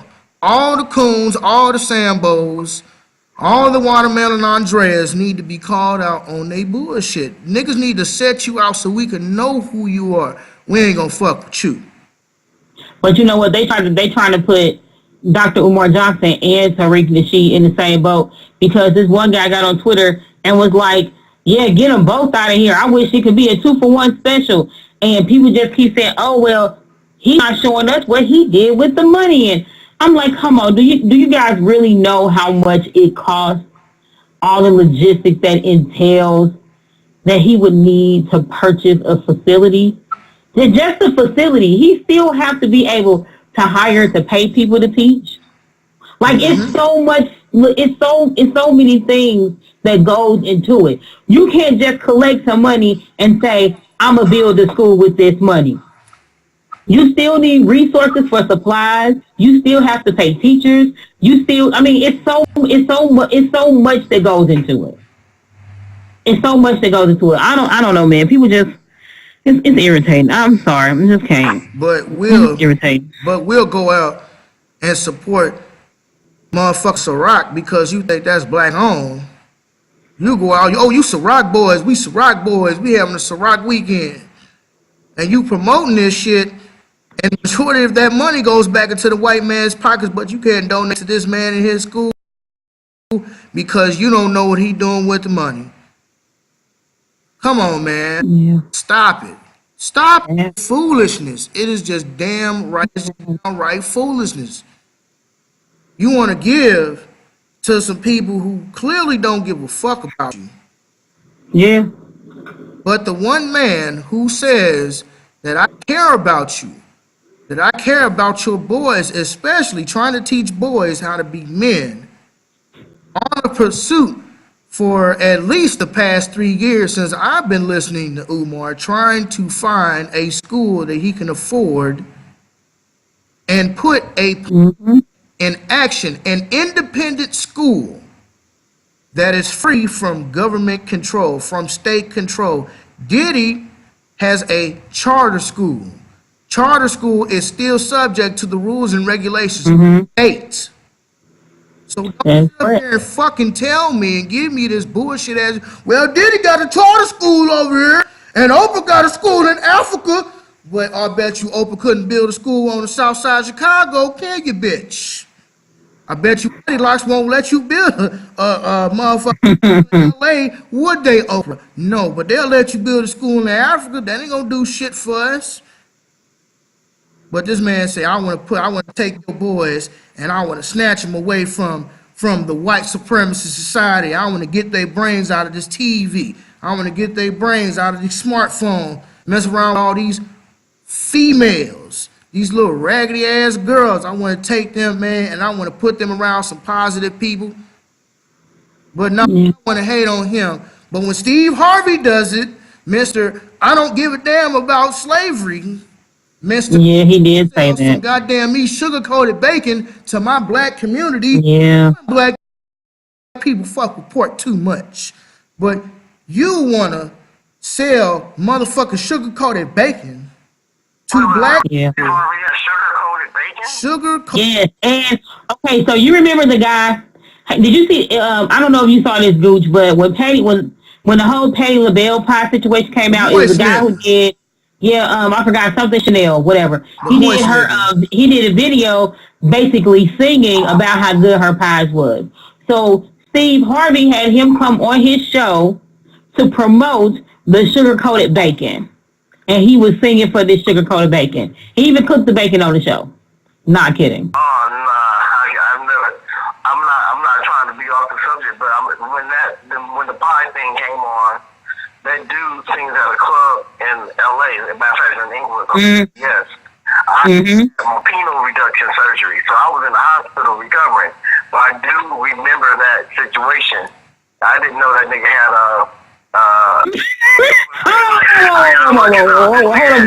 Hold up. Let's back up for a second. No, you can't slide. This motherfucker says penile reduction surgery. This nigga just walked past that. He like, yeah, so I had this penile surgery. This motherfucker see the club down on That's some crazy shit, boy. That is some crazy shit. I ain't mad at you. Yeah, man. You know what? I didn't want to do it, but I had to go on and do it, man, because I'm 40 years old now. I mean, it's cool from the age of 16. So I'll say maybe 32, 33, where, you know, chicks are like, oh, just show my girlfriend, oh, can we call you on Skype and look at it? But, you know, then it comes a certain time in your life, man, you just want to be loved like anybody else, man. Motherfucking Gucci Steel. Mr. Mr. Gooch. Instead of Mr. Marcus, that's Mr. Gooch. All right. Oh, okay, my bad, dog. My bad. And not only that, it was heavy. It was muscles. It was pulling. I can imagine. I don't want to get into all that, you know what I mean? But I do remember the Patti LaBelle pie and that's the time that I was recovering from surgery. So yeah, I mean, I went through a lot, man. I had penile reduction surgery, and then my cancer situation. So I've been through a lot, man. But I'm good. I'm here, man. Righteous. Now back to Steve Coon Harvey. And it made me mad. It's not even the aspect of knowing that black people eat pork like that. It was the fact that Steve Harvey knows that the black community gravitate toward him. So for you to come out with a product like that, to have old boys sing for this product like that, that's just, to me, that made it worse. That just made it worse. Look this up on Google while y'all talking. Please keep talking. Yeah, you straight. But see, the thing is, yeah, you'll support bullshit. You'll go buy out these goddamn patty pies because little nigga on TV singing about it. Ah, Lord, these mom pies. That nigga was over there singing like Shirley Caesar. I got greens, beans, tomatoes, lambs, pies, you name it. Like for real. Man, He they was are. singing. Oh, you want? Oh my God! Stock in motherfucking patty pies rose about 500,000% because all the niggas went out to support her pies. That is accurate. Look, I'm not, and again, I'm not shitting on Patti LaBelle. I love her music and all of that. I'm sure she could cook a mean pie. But, She can cook, period, man. She can right. grab one. But when you support pies, who, again, majority of this money is going to a white enterprise, but you won't support a man who's trying to start a school that's going to benefit your children, you won't support that. Eating sugar coating back is not going to help you as a whole. Eating patty pies is not going to help us as a whole. Diddy buying the Carolina Panthers is not going to help us as a whole. Meghan Markle, old gray, light-skinned, cheetah-colored ass, is not going to help us as a community. Her big, ugly, well, she not ugly. She look like Cheetara from motherfucking Thundercats or some shit. I'm done. Bitch, a racist white man is not going to help us, but you motherfuckers out here celebrating the wrong shit. You out here going broke for Christmas and giving instead of cherishing your loved ones year round. That's why I don't give a flying fuck about Valentine's Day. Never did, never will. Because I'm not going to be in the dog house because I'm going to wait one day to show my appreciation for the woman that I love. It doesn't work like that. Sometimes, Hungry. God damn it, in order to show your woman that you love her, you just got to wake up in the morning and eat that box. So I'm just saying, you know, you got to show her how much you love her, and you got to eat that box first thing in the morning before she even wakes up. And You got to do. I just say pay the light bill, thanks. Just pay light bill.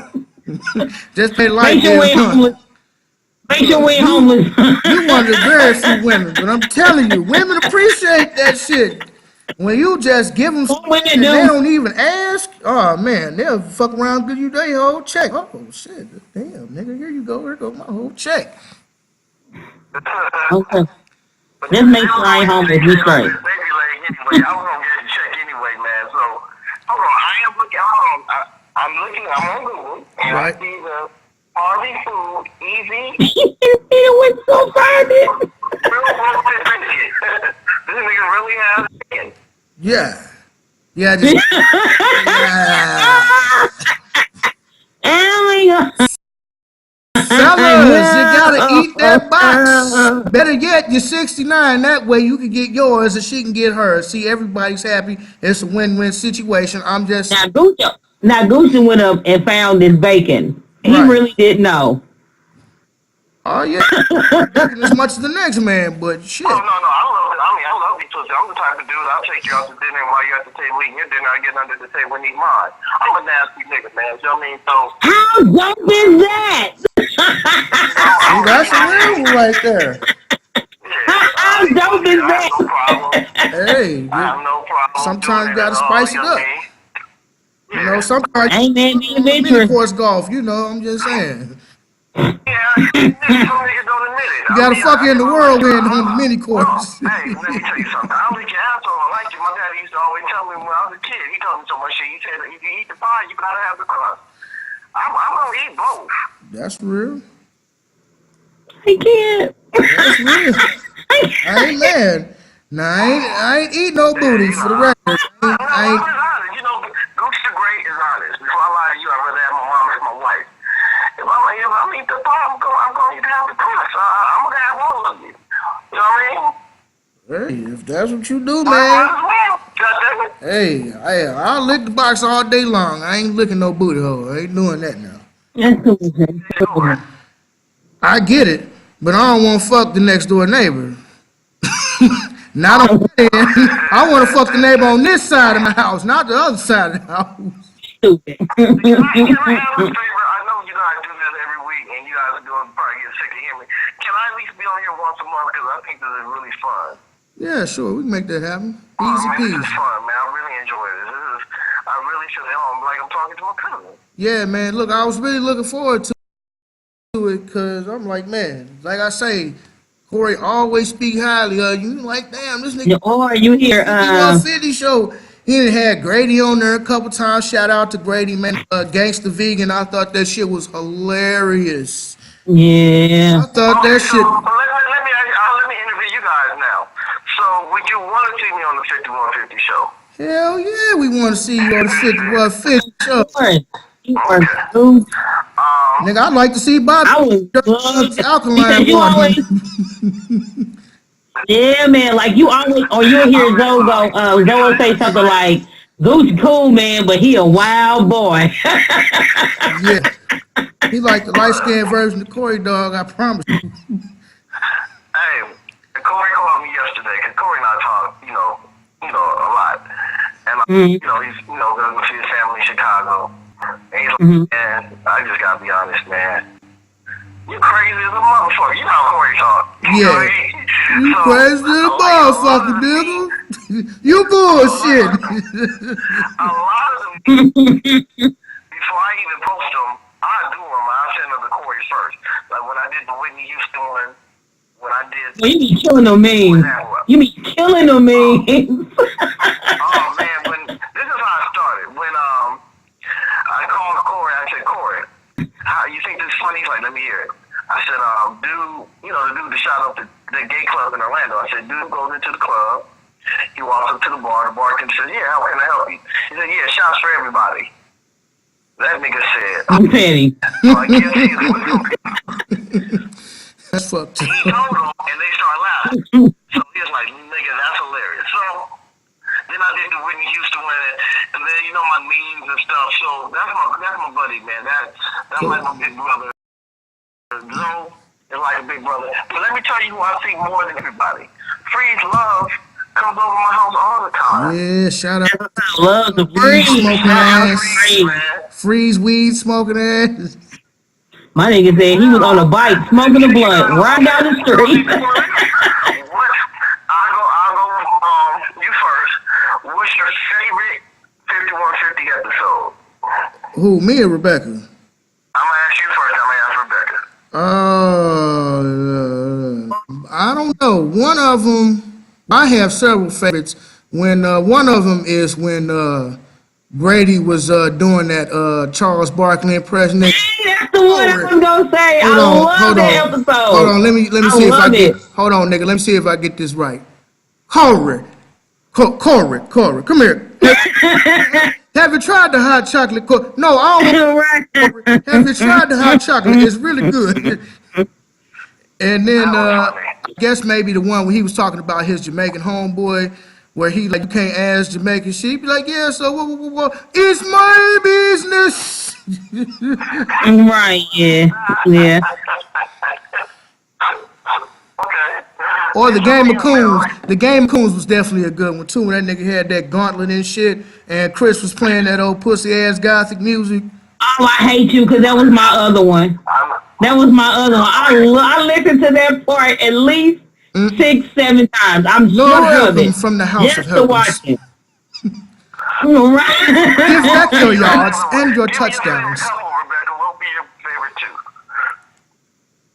Say what? What do you say? I ain't hear. Your favorite 5150 Well, songs. The two that you just named, I also like, let me think, the one, dang, it's so many 5150 shows, man. Oh, Give back your yards and your touchdowns. man. Hi, I'm Corey Holcomb from the Robert Taylor and Projects. I ain't gonna lie, that is my favorite one. That's my favorite one. That's one of my favorites. Oh my gosh, it's so many. I like some of his old stuff too. I do like some of the ones that they did in the RMC days. When they was on RMC on YouTube with the Thief. But The POTUS. yeah, the The poetry. Dandruff Bandit. Those RMC ones used to be funny, man. I'm not gonna lie. The Dandruff Bandit. I watched all of those. Like when I first started seeing them on YouTube doing the recent ones, I found all the ones from RMC and I watched all of them. Every last one of them. And that's what Bobby was coming on frequently and stuff like that. With them dirty ass D cane was in and jugs. out on RMC. Yeah. Get you some of this cake water, I goddamn. can't.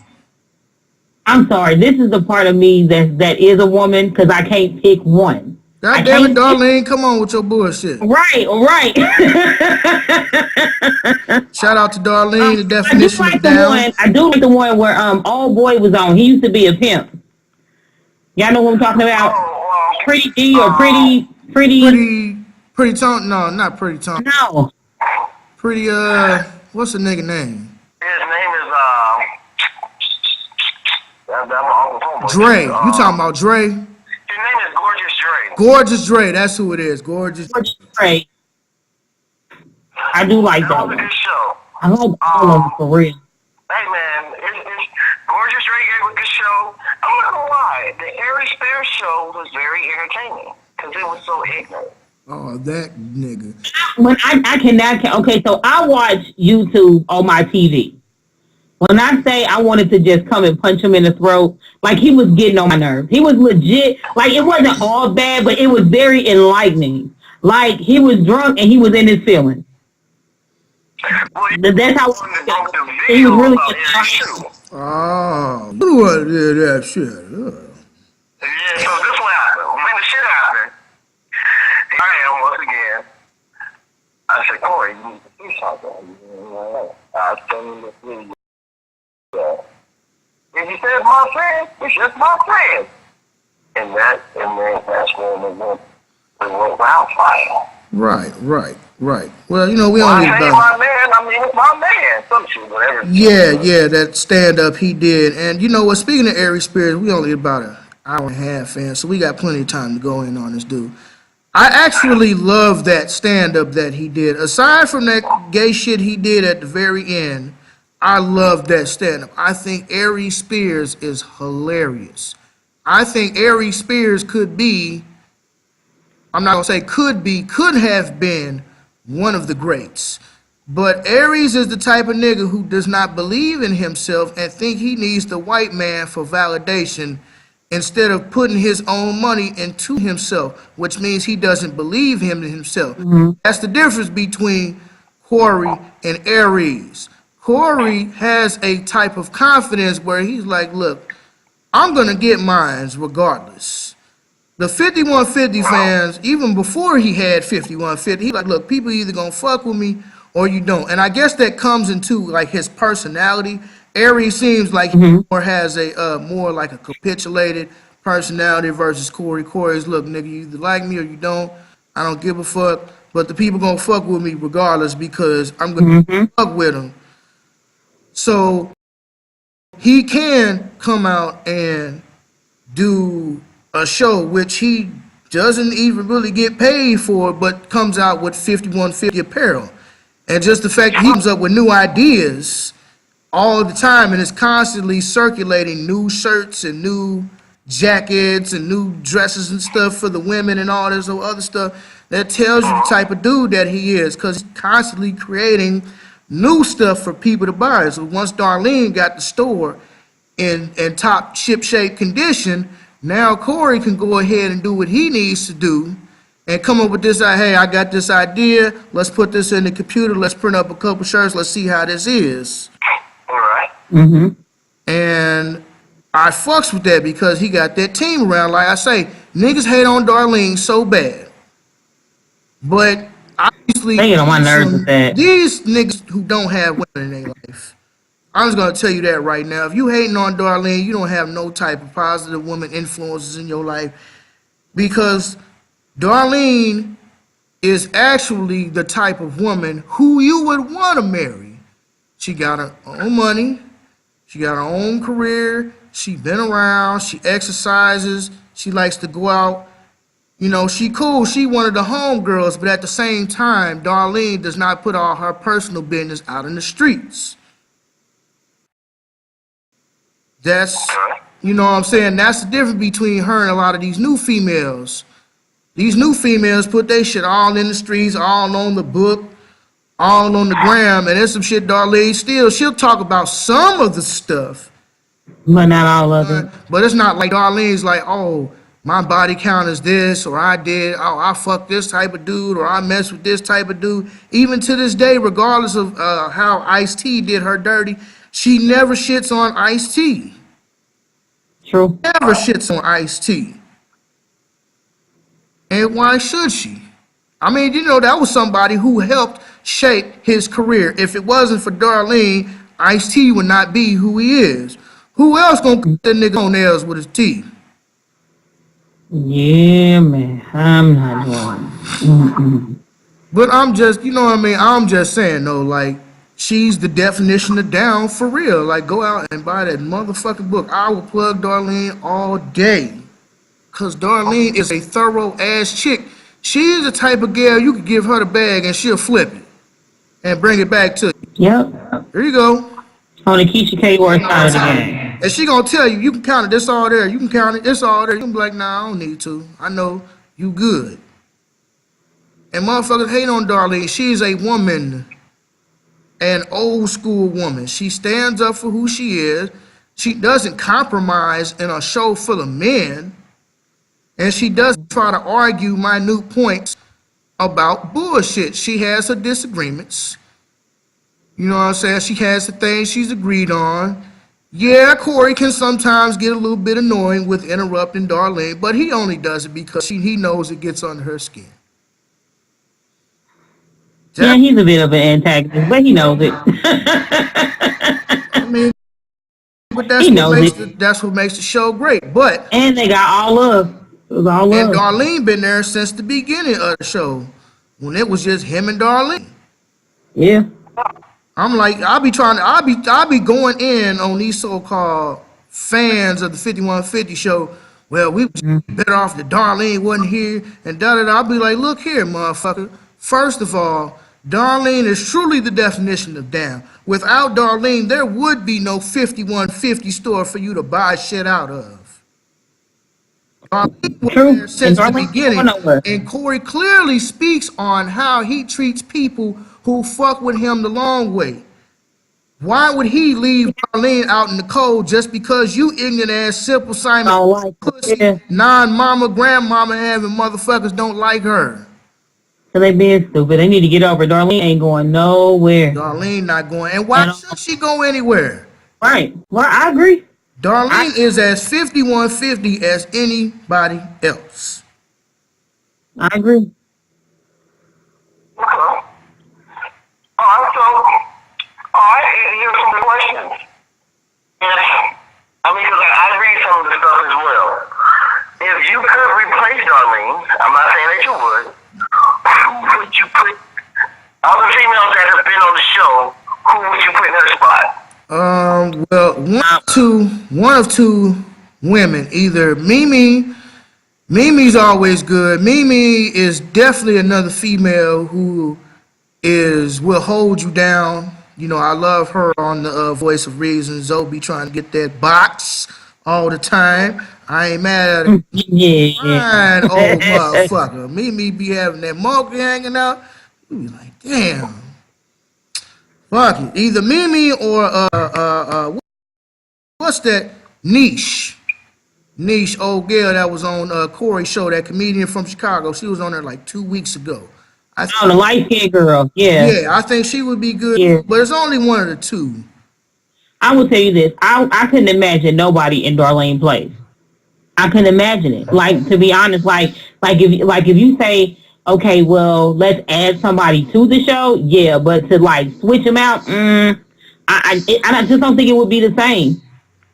To me, it wouldn't be the same without Darlene at all. I wouldn't imagine replacing her with anybody. Okay.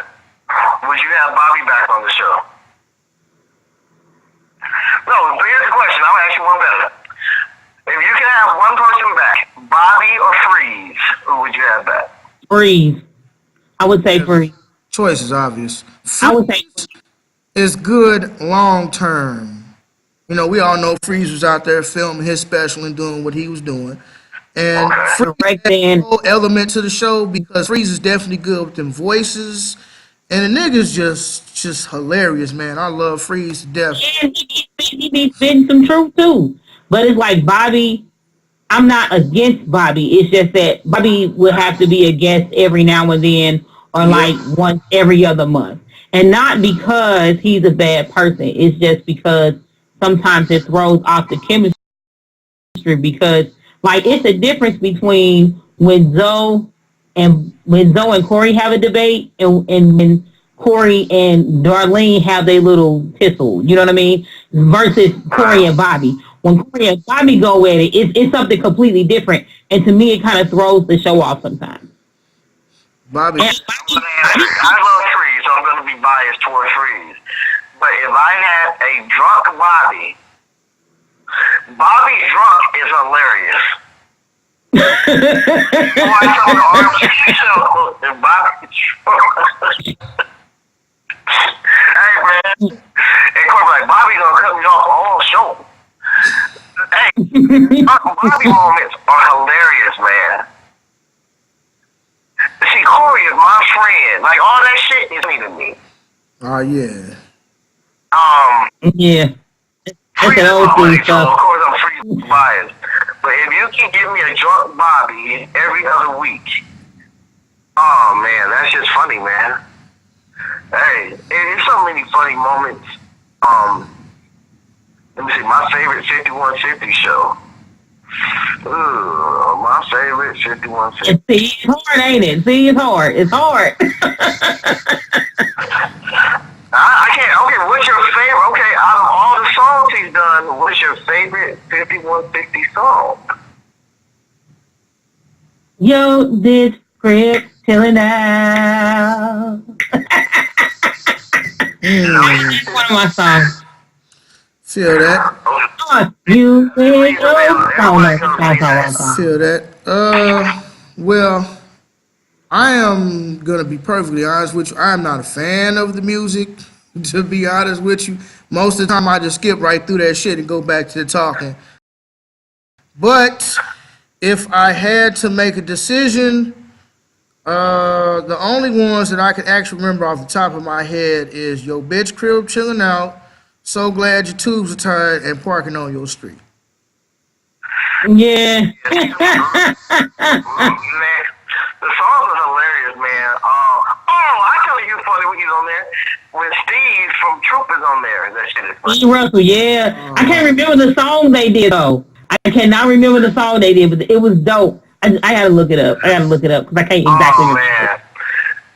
We're gonna have to, just all the 5150 people gonna hear this, we're gonna have to, I don't know, next week or next time you guys have me on there, let's do, like, the best of 5150, like, moments. And we can talk about that and make it really funny, man, because there's been some funny moments.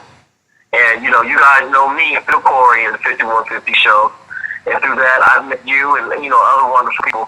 So, yeah, man, let's do it like some best moments of the 5150. Or we She's trying to hook me up with a training. 2017. That's a training. Bobby don't say training. He said that's a training. She's trying to hook me up with a training. You ain't my friend. It's good for, it's like, it's the propaganda for the proper goose. Be like, nigga, Bobby, what is you talking about? Man, it's just, we're gonna have, when is New Year's? What day does it fall on? New Year's is a... Let me say it. New Year's Day is on a Monday. New Year's Eve is on a Sunday. So we did in the same position. So it's exactly a week. Recap, 2017. The best moments. Now, the question is going to be if that's something that Quarry is okay with. You know what I mean? Because I wouldn't want to step out. You know what I mean? I'm not saying he would have a problem with it, but I don't personally know. We as like a liaison? We as fans have the right to speak on our favorite moments. We can't replay stuff. Like, he is mad when people try to replay stuff and Right. stuff. But if we just speak on it and have dialogue on it, that's beautiful. That's funny to him. You know what I mean? But Okay, what you think, David? if you guys want me to. Because it's some funny moments, and I just appreciate meeting people meeting you guys, you know, and having a time, that dialogue with you guys. Like, man, how long have we been dialoguing? About 2 hours. Shit, we've almost done a 2-hour show. Yeah, it's usually take about 2.5 hours. And we got one more subject, and then it'd be a short announcement, and then we'll be getting up out of here. What you think about that? You want to 2.5 hours? It's usually right around 2.5 hours. Oh man, it's wonderful, man. I appreciate you guys having me, man. This is beautiful.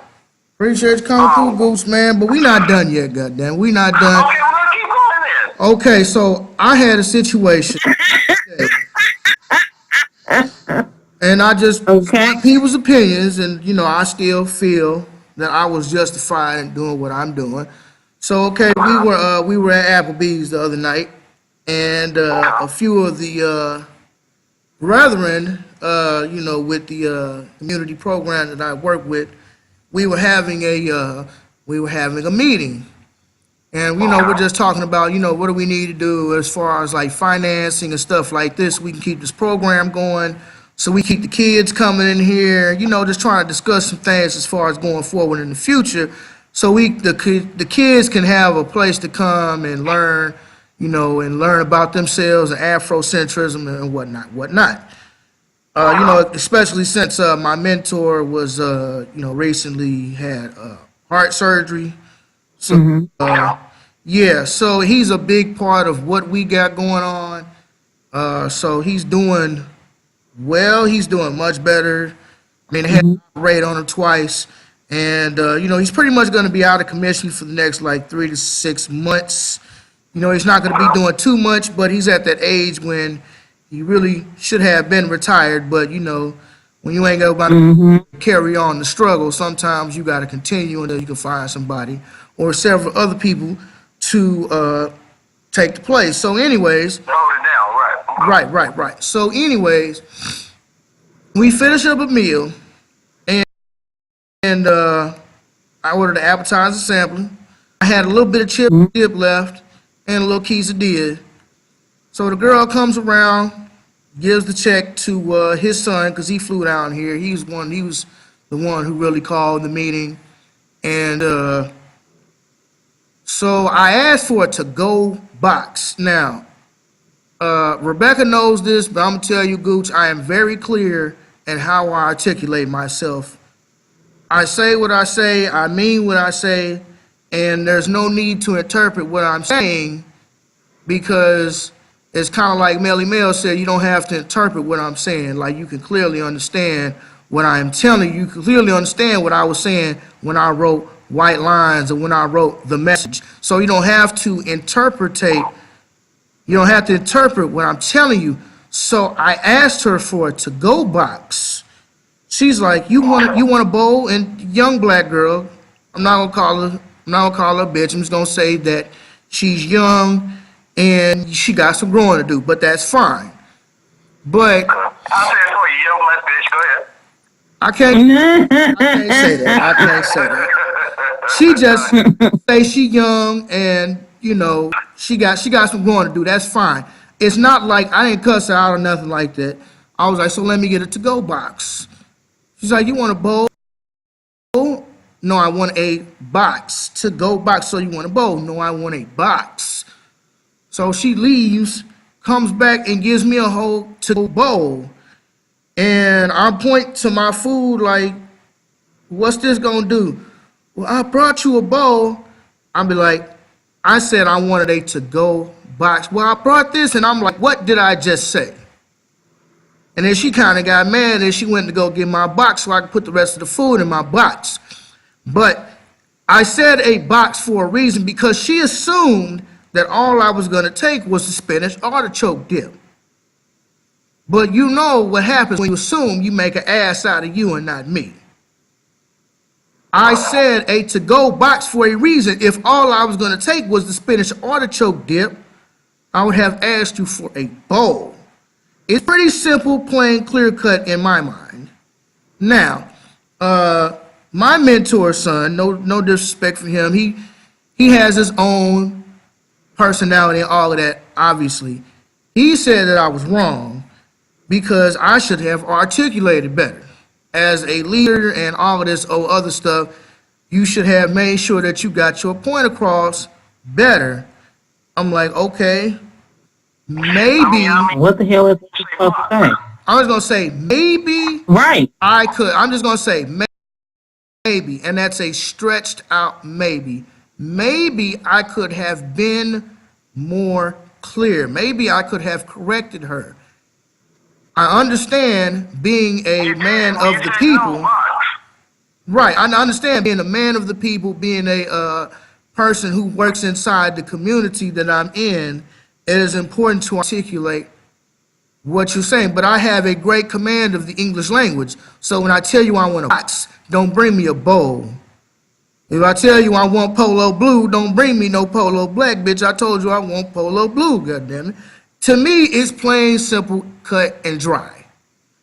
But like I said, she already had this preconceived notion that all I was going to take was the spinach artichoke dip. Now, like I said maybe it got lost in translation. It's not my fault that you don't know the difference between a square, a cylinder, a fucking circle, a dodecahedron, a triangle. It is not my fault you don't know your shapes. And then, saying this, and I'm done,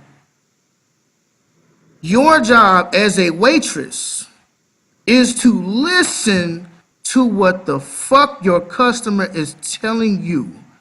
If I go to Walmart and say I want the new 2K, don't bring me the new Madden.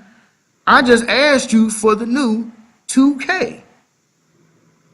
So why you feel, or why necessarily would you feel that I want a bowl when I clearly told you a box? And it seems to me that no matter how many times I told her that I want a box, not a bowl, a box, she had in her mind that she wanted me to have a bowl.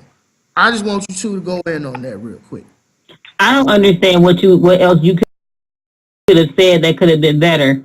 I just think it was an unnecessary argument. Not with between you and the waiter, but between you and, his son. Like, I don't understand what the problem was. I mean, because if you're going to tell me, I'm one of these people, I'm like this. If you're going to tell me something that I'm doing wrong, you have to give me a reason.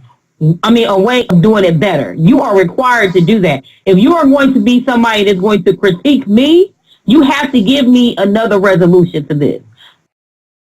I honestly can't see what else you could have said besides get up, asking her, hey, show me where the boxes is, and say, this is what I asked for. And even that would have been too much. I just think it was stupid.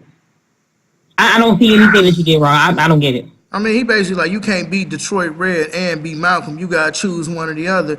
And the thing about it is, I hate to repeat myself. I absolutely hate repeating myself because I said what I said clear enough the first time so you can understand it. Like I say, I have a fantastic command of the English language. You'll see me throwing out big words along with them cuss words like they shit. You know what I'm saying? I make it so everybody can understand. Now, granted, if I am speaking to the kids, then obviously I'm going to temper my message. But when I am speaking to like people in the streets, I see D-boys. It be D-boys out there trapping all the time. I keep it a bug with, hey, nigga, if you going to be in the streets, put your own money up. Don't get no fronts, put your own money up. If you going to buy a house, put your own money up. I don't give a damn what you do, nigga. But you got to be a boss. Like Dame Dad says, you're not a boss unless you put your own money up. Okay. I could tell you, like... But, you could have said different is, when she kept going to the bowl, you could have said, hey, not only am I getting this spinach dip, but I need something for my quesadilla as well. Maybe that would have, prompted her to get a box. If you would say, hey, I understand, look, I'm taking the quesadilla too, and I can't put it in a bowl. I'm going to use the bowl for my dip, and I need the box for my quesadilla and the chips. Well, I had chips too, but you assumed that all I was taking was the dip. Now, again, your job is to listen. You must have listening skills. I said a box for a reason. If I tell you, bring me a claw hammer, don't bring me no ball peen hammer. Don't bring me no sledgehammer. I said claw hammer. It's like my old dude used to say, what part of, like he'll just using the example of the claw hammer, he'll say, what part of claw hammer do you not understand? The claw or the hammer? What part of a four-sided shape do you understand? It's a square, bitch. And I'm sorry, I mean to call it bitch, but she make me mad a little bit. But I mean, it's not even, I didn't even get upset with necessarily her, because she just didn't listen to proper instructions. It's more, We say bitch all day, every day. Well, I'm kind of like too short, he said, let me guys, I'm because that. when when I started listening to Short, I used to have a problem with the word bitch. But when you talking about like bitch, as in a female dog, if the shoe fits, wear it. But if you're not a female dog, then I don't want to label you as a bitch. That's just where I feel. I understand. I think the word is really regional because if you listen to California music, we say bitch all the time. True. Mm. It's another word to us. Bitches ain't shit. I would love to come to California. So here's a funny story. We're going to go back to your box story. The first time I was in...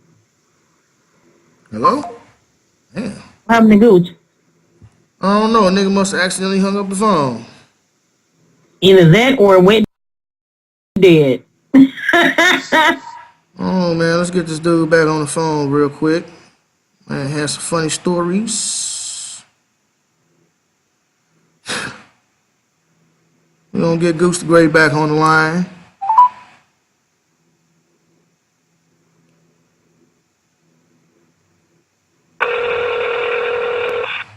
Hey, it's ringing, so it did go dead, my nigga. Yeah, my shit hung up. Yeah, that motherfucker just was like, oh, shit. Government done got my boy. The first time I was in New York, well, it wasn't the first time. They came, flew me out the house, and I was maybe 12, 13 years old. And I'm not that tall. I'm only about 5'6", 5'7". Really? So at the time, I only wore like a size 7 shoe, and we used to wear K-Swiss at the time. So when I got to the house, Kane was like, yo, come upstairs, let me give you your own notebook, you know, because he was like, yo, man, you don't, we're going to really invest in you. So I gave my own notebook, I kicked off my shoes, with some Kung Fu flick, and then I went downstairs. When Kane's girl came home, I guess she saw some K-Swiss on the side of the bed that weren't that big, so she thought he had a bitch over there. So, Typical. Blah. He's like, yo, Goose, come upstairs. Whose shoes are these? I'm like, those are mine. Long story short. So the girl was like, yo, Goose, you know, with her New York accent. She's like, you got wisdom in L.A.? I was like, wisdom? I was like, yeah, I'm kind of smart. I was like, no. Well, wisdom in New York, that means a girl. I said, oh, yeah, I got a couple. They said, well, what do you guys call girls in L.A.? I said, bitches. And they thought that was the funniest shit in the world because they thought, like, watching Men into Society and all that shit was a joke. Like, no, that's how we really talk. That's so rude. I was like, okay, that's what we call bitches. Like, darling, all that. You call a girl in L.A. darling, she'll look at you like an alien. She might go for sister, but then again, she like, huh? Like, hey, bitch. She turn around and say, well, what's that, dude?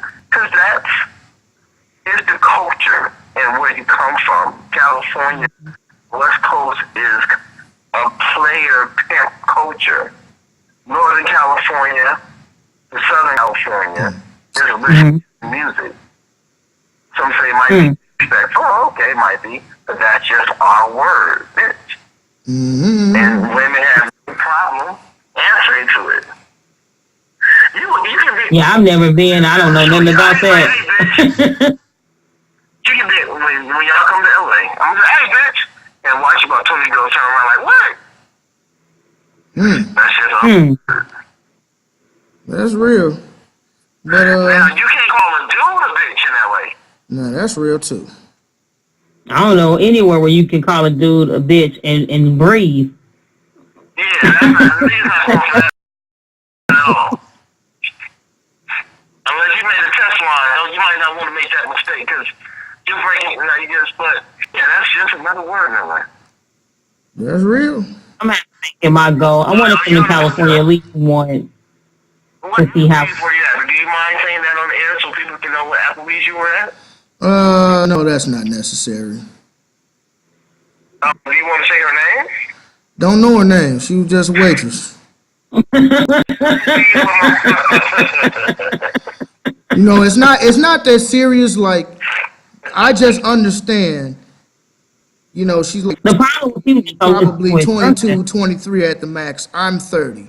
So obviously there's going to be a certain level of immaturity with a young girl. So I'm not mad, and I was never mad. I'm just like, I want you to listen to what I'm telling you. Your listening skills need to be better than your skills. Yeah, listening skills need to be, or if I told you I want a box, I want a box. If I want some head, I'm going to tell you I want some head. It's that simple. And maybe it is a bigger problem with men not articulating exactly what they want, but I'm not one of those men. I can articulate, what do you want? Nigga, I want to go to IHOP. I want a big steak omelet, no salsa, with blueberry pancakes with the syrup and shit on top. That's what I want. Simple. And I expect you to bring me a big steak omelet with no salsa, pancakes, and have berry syrup on the table. And that's another reason why I got a reduction, because y'all normal niggas can get. I never, unless the bitch was mixed with your ass, I never could find a bitch that could give me my head. Well, I'm so sorry to hear that. Yeah, haven't had that problem. Yeah, unless the bitch I'm so was your ass, I wasn't gonna get any bomb head. Yeah, I'm so sorry to hear that. mess with my ass. Now I will say, Kim has fire ass dome. Had the best dome I never had in my life.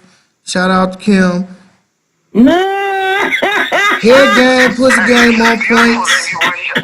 Kim is my ex. Kim is my estranged ex who just can't get out of her own way to see the good that people You can still do. talk Kim. I mean, I know y'all joking on the phone now, but if she came to the house, just say she came for the weekend. Hell to the no. No, I'm gonna stop you right there. Hell to the no. To the no, no, no. Hell to the no. That shit has sailed, God damn it. I don't even want to fuck her. I don't want to talk to her. I don't want to. I'm an Aquarius, and if y'all can see this motherfucker Aquarius Nation, we just gonna skip over Capricorn season, go straight to see. You an official? Gonna be an official Aquarius this year, Rebecca. We just gonna skip over Capricorn season. I don't even want to deal with it. Like, once I got in my mind, well, I don't want to deal with somebody. I don't want to deal with you at all. Like, I'm not mad at her. I will always have love for her, but I don't want to deal with you because you are on the same shit that you was on 2 years ago. You have grown by inches, not leaps and bounds. And we're not going to talk anymore. Those feelings aren't there. I don't even want to fuck with her anymore. If I see her, I'll speak. I'm not gonna drive in a puddle and splash her. Like, you know, I don't have nothing against you. But once I'm done with you, I'm done with you. Like the nigga who was. She wanted to top you off. You be like, nah, I'm cool. I don't want to top. No. I don't even want to fuck with you. I don't want to fuck with you. Because you showed me who you are. I don't fuck with fake people. I don't fuck with people who bullshit me.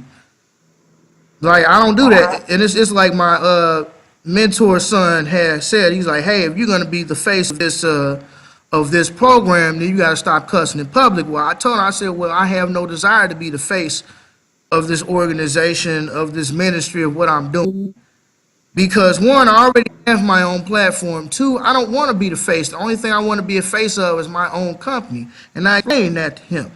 You can't do nothing but respect that. And then if I can't say what the fuck I want to say, when I want to say it, and how I want to say it, then I'm not being true to myself.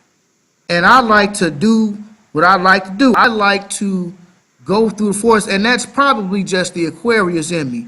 I don't want to walk the beaten path. I don't want to do what everybody else has done. I want to do something different. Regardless if I fail, regardless if I succeed, I'm going to make and blaze my own trail. I don't subscribe to what other people think that I should be. That's not to say that I don't accept criticism. That is not to say that I will not take your words into account.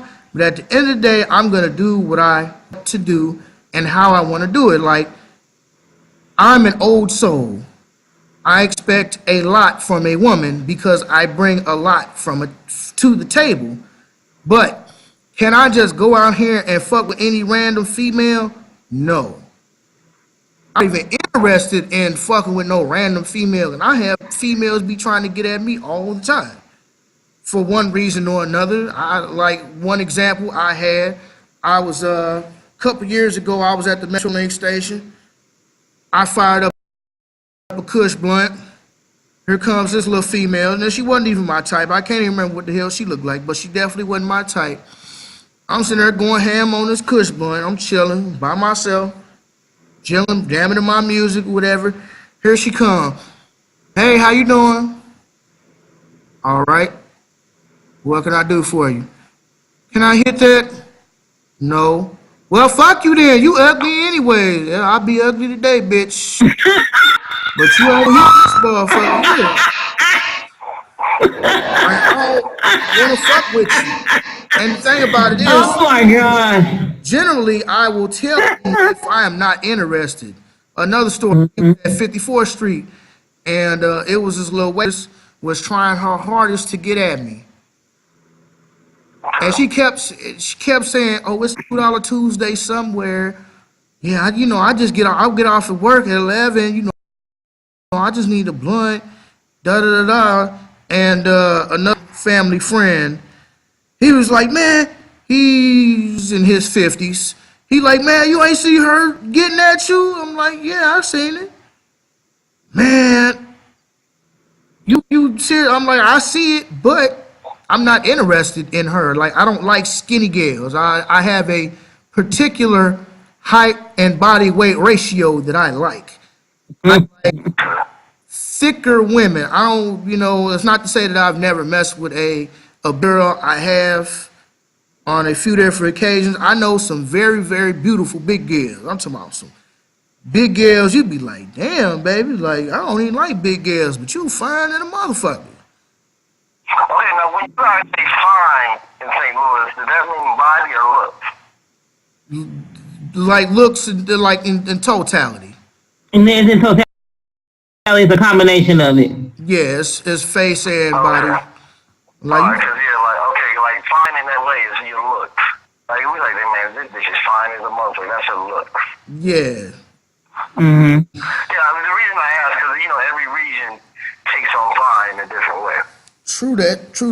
Like I got a big bitch that looks as good as a government check, squirter and everything. Hey, that's what's up. I would just go over. What is up with you? I have so many questions for you, Gooch, and I'm not going to ask right now. Right, but like I was saying, he was like, man, if I was single, I'd tear that up. I'd be like, you would, because that's what you like. But I told her from Jump Street, I said, oh, I don't like skinny girls, baby. Thought I was lying. How you playing? And she kept trying to get at me through the entire time we were sitting at the table. We were sitting there for a good 2 hours, just eating and talking shit. But I told her from Jump Street, like, I don't like skinny girls. That's not what I do. I don't want to fuck with you in any way, shape, or form. Like, get that through your head. The sooner you get that through your head, the sooner you can move on with your life, because I'm obviously not interested. So that going back to my ex, we had something special, and we could have been great. But I'm past that. I'm done with that. I have closed that chapter in my life for good. Once we got back together And I explained the whole situation on the first podcast. If you want to go back and listen to it, I explained the whole situation of what between me and her, and that ship is sailed. Yeah. That's like my OG baby mom. She be coming through to my Metrolink station all the time, and she talking about some December's kind of a hard month for her and him because a lot of her family members died in December, and his mom passed in December like a year or two ago. So he bought him a bottle. Her and her daughter went over to the crib, bought him a bottle. Nigga got drunk, and he like, yeah, I'm finna go home with you, baby mama. Like, no, the fuck you ain't. And I was joking with her. I'm like, yeah, say he want that old thing back. She like, we ain't been together. She like, how old is our kids? 30, 32. We ain't been together for 30 years. She like, that ain't never happened. I don't want to be with him no more. Like, they still cool. They cool as a motherfucker. You know what I mean? But as far as like getting back into that sexual type relationship, getting back together on any type of level other than, being father and mother, their children, she don't want no part of that. That's not a good idea. It's not a good idea. She don't want it. She's not interested in it.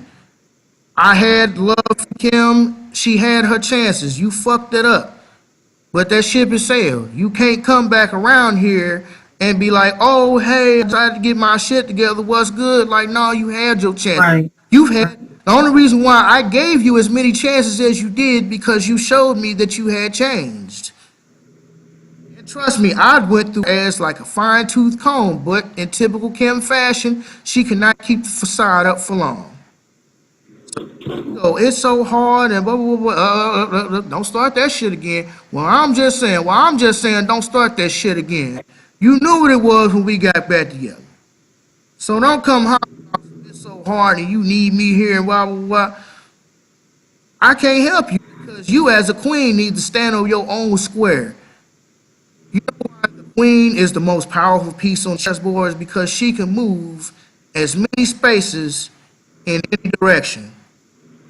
She has her own square that the queen stands on the chessboard, while the king lays back in the cut and has all the pawns, the rooks, the knights, and the bishops, and the queen protect his ass.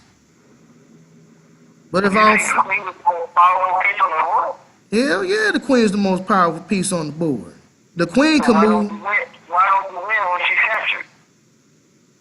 You say, why don't you win when she captured? Yeah. Because you have other pieces. Just because you have the most powerful piece on the board does not necessarily mean that you're going to win. That's true. Okay, let me use an example. It's like Tiananmen Square. They had tanks and all type of heavy artillery, but them Vietnamese people wasn't in Vietnam. That was Tiananmen Square. Them little Asian cats was in there with guerrilla warfare, getting in their faces. And so it doesn't, just because you have the most powerful gun, just because you have the most powerful this, you can still get your ass whipped. If you pull up on a drag strip, you can have an Aston Martin. And I know a dude who had an old F-100 Ford with a 390 big block board out. I'm talking about a big ugly truck that was multicolored, but the shit was fast. It's all about how you use it. Right. You can have the most powerful piece, is how you use it. But if your most powerful piece gets captured, then you have to look at other alternatives. So if you don't want to necessarily use your trump card all the time, that's why you have other pieces in place. But if you lose that queen, then it's your desire to get a pawn in the end zone. I know that's not what it's called. Everybody don't get mad, but you might as well call it the end zone. You want to get your pawn into the end zone so you can get a piece back. And what you want that queen. A queen has to stand on her square in order to support me. I'm King David. I'm a king. I'm a boss. I have a boss mentality. You have to have a boss mentality before you even step up to the plate and try to be a boss. You can't be a boss in a worker state of mind. You can't do that. It don't work that way. Not at all. Who the hell you think you can be and you still got a worker's mentality? So, okay. When you consider LeBron James a boss? Would I consider him a boss? Yeah, I would consider him a boss. But yet he's on the Cleveland Cavaliers. Right?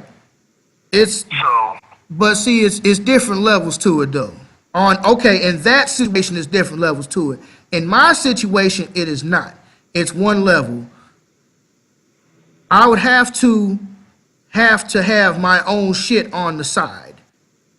Nobody's saying that you can work for Whitey Locks and not be a boss, but you have to have some shit percolated on the side.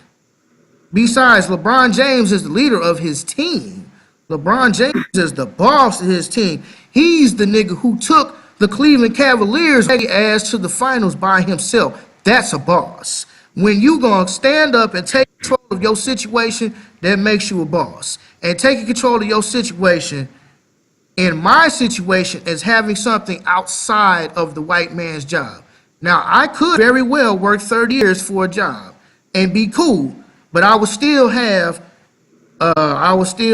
like apartments and houses and stuff that I would be renting. I would still have a bookstore or something that is earning me passive income just in case I decide to say fuck you and just walk off the job.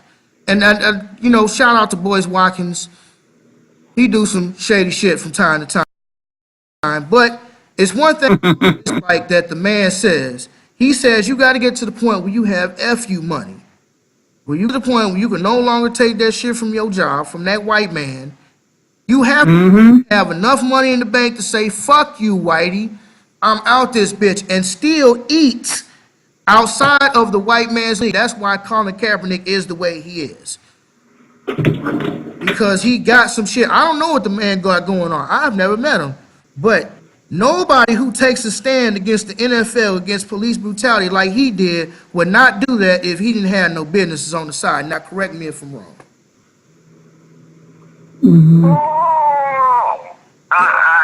Anybody? I like to debate that. Because I think when he did it from his heart. He thought that other players would back him. But when they didn't back him, he found himself out there alone. And I think financially right now, he has his struggles.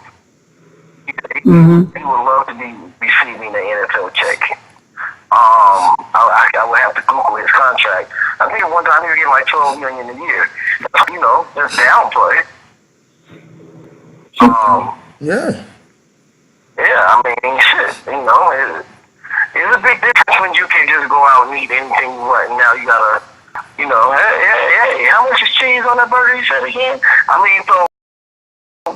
Man, making life decisions. But see, my thing, reason why I say that, I know he has some stuff working on the side because he still continues to donate money, like Meals on Wheels, donate to these foundations. Right. Everybody else stood or knelt for the national anthem, sat for the national anthem. Where are they? When Eddie Jones told all of his slaves to sit the fuck down, or stand up, or you gonna sit, he made it perfectly clear. And all of them niggas stood up the next week because Master Jerry said so, because they're afraid of losing that NFL check. That's how I know the nigga got some shit working on the side. Because if he was just worried about that paycheck, he would have never took the stand that he did, i.e. Stephen Bitch Smith. You will never take a stand against black people, nigga, because you're afraid that the white man is gonna take your motherfucking check. That's how I know that nigga's a boss. I'm not saying that he is getting the $12 million that he got from the NFL. I don't know what the man got going on, but I know in order for him to continue to do things he do and live the lifestyle that he does, he has to have some sort of enterprises outside of there. Or getting some residuals off of something. Got to. Otherwise, he wouldn't have done what he did, because he's like, well, I want to take a stand, but I sure do need this check. Well, let me just throw a little sand down and soft shoe real quick. The contract gave Colin Kaepernick a $12.3 million signing bonus in 2014. So just his signing bonus alone was $12,300,000. He was supposed to get paid $7 million to $605,000 per season. So yeah, he's not. Okay, here we go. Colin Kaepernick received $39 million of his $126 million salary. So yeah, he's good. Yeah. That's why he can donate money.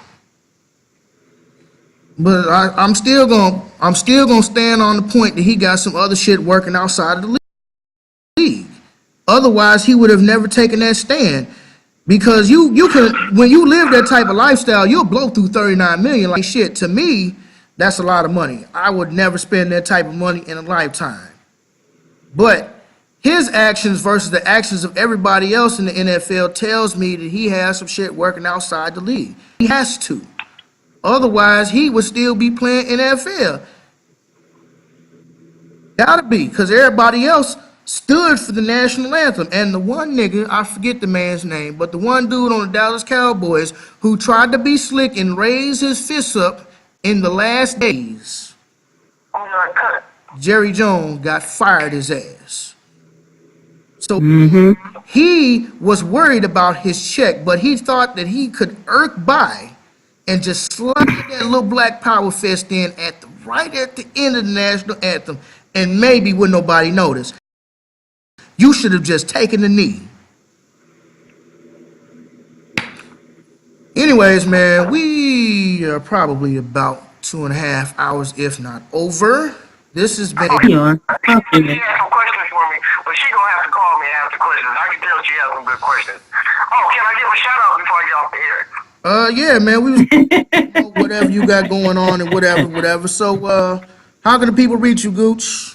They can reach me at Gooch The Great, GOOCHTHEGREAT, on Twitter and Instagram, and I'm Lamont Gooch Brooks on Facebook. I also want to promote my 24-hour mobile abortion company, Kills on Wheels.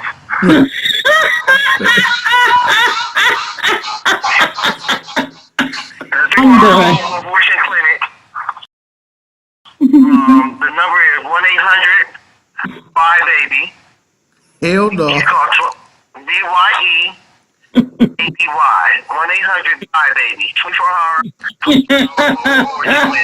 Kills on Wheels. I'm so done. Hell no. Hell to the no. But yeah, man, it's been a real one today. Let me see here. We do have something to announce. Myself and Lady Q will be at the Quarry Holcomb show at the Helium Comedy Club coming up January 5th of next year. We will be at the 7:30 show. We have already reserved our tickets. We will be doing a special episode of the podcast. We're going to try to chop it up with the goons and interview some of these folk and see what they got going on, you know, because we all out there to support the brother Quarry. So we're going to try to put. I might come down there to that show. I'll come down to that show.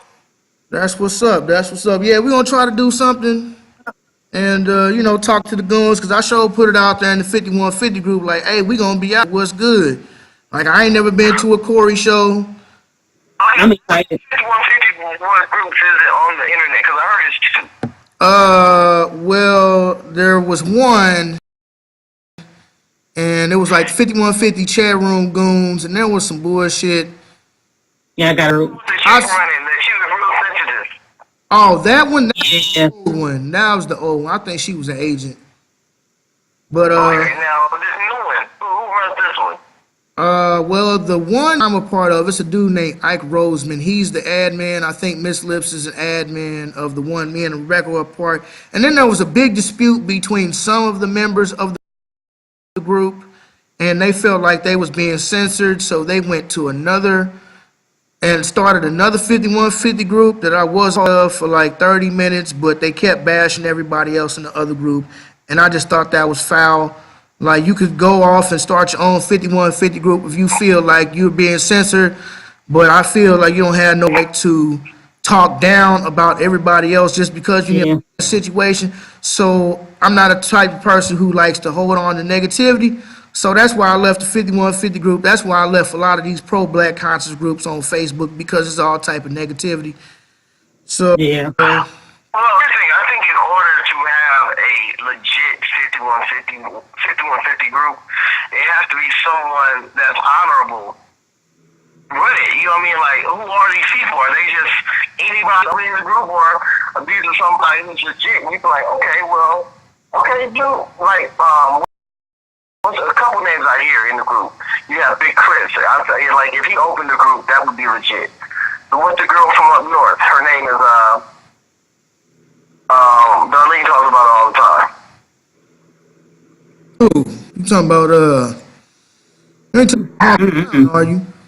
Yeah, like, if Harmony Clown had a 5150 group, I would see that being, you know, a respectable group. Because, you know, she's legit. You know what I mean? I don't see. I could open one, but I'm too biased, so people probably wouldn't come in my room. Because as many people like me, or as many people hate me. So the Gooch The Great 5150 group wouldn't be good. But Harmony Clown, Big Chris. Oh, what? Chris. They used to be on the show. If he had one, it would be legit. You know, it's just certain people that people gonna cling to. And it's sad. 5150 goons. If you're listening, come on, man. We're all family. You can't be each other and clowning each other. That's not what a 5150 is about. It's about coming together, and we're all gonna have our ups and downs and disputes. But let's stay together, y'all. That's real. Becky, Lady Q,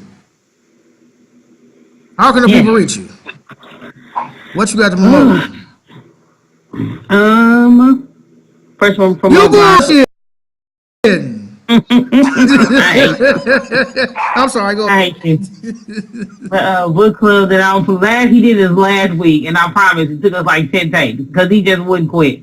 The book club that I'm part of, Both the Diva Girls Read, and also I'm on Instagram, Lady Q 1502, Facebook at Arthur R. Quarles, as well as all three of my books. I was about to say two. Keep forgetting about the third one.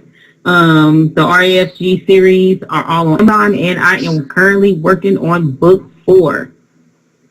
So y'all can stop harassing me for it. That's what's up, man. And what about yourself? What are you promoting, young man?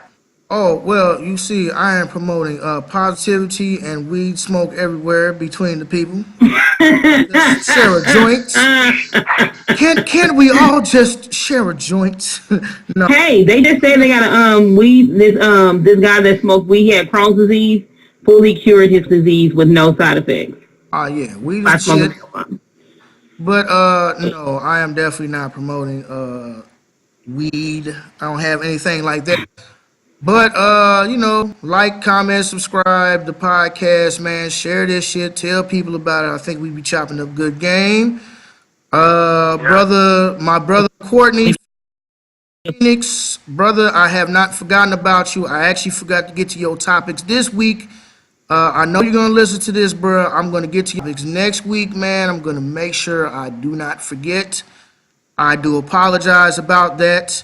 But you can reach me on the gram at The Overweight Lover. That's DOVRWEIGHTLVR. You can reach me on my public Facebook page. I have two, one for the private, one for the public. My public Facebook page is King David Landrum.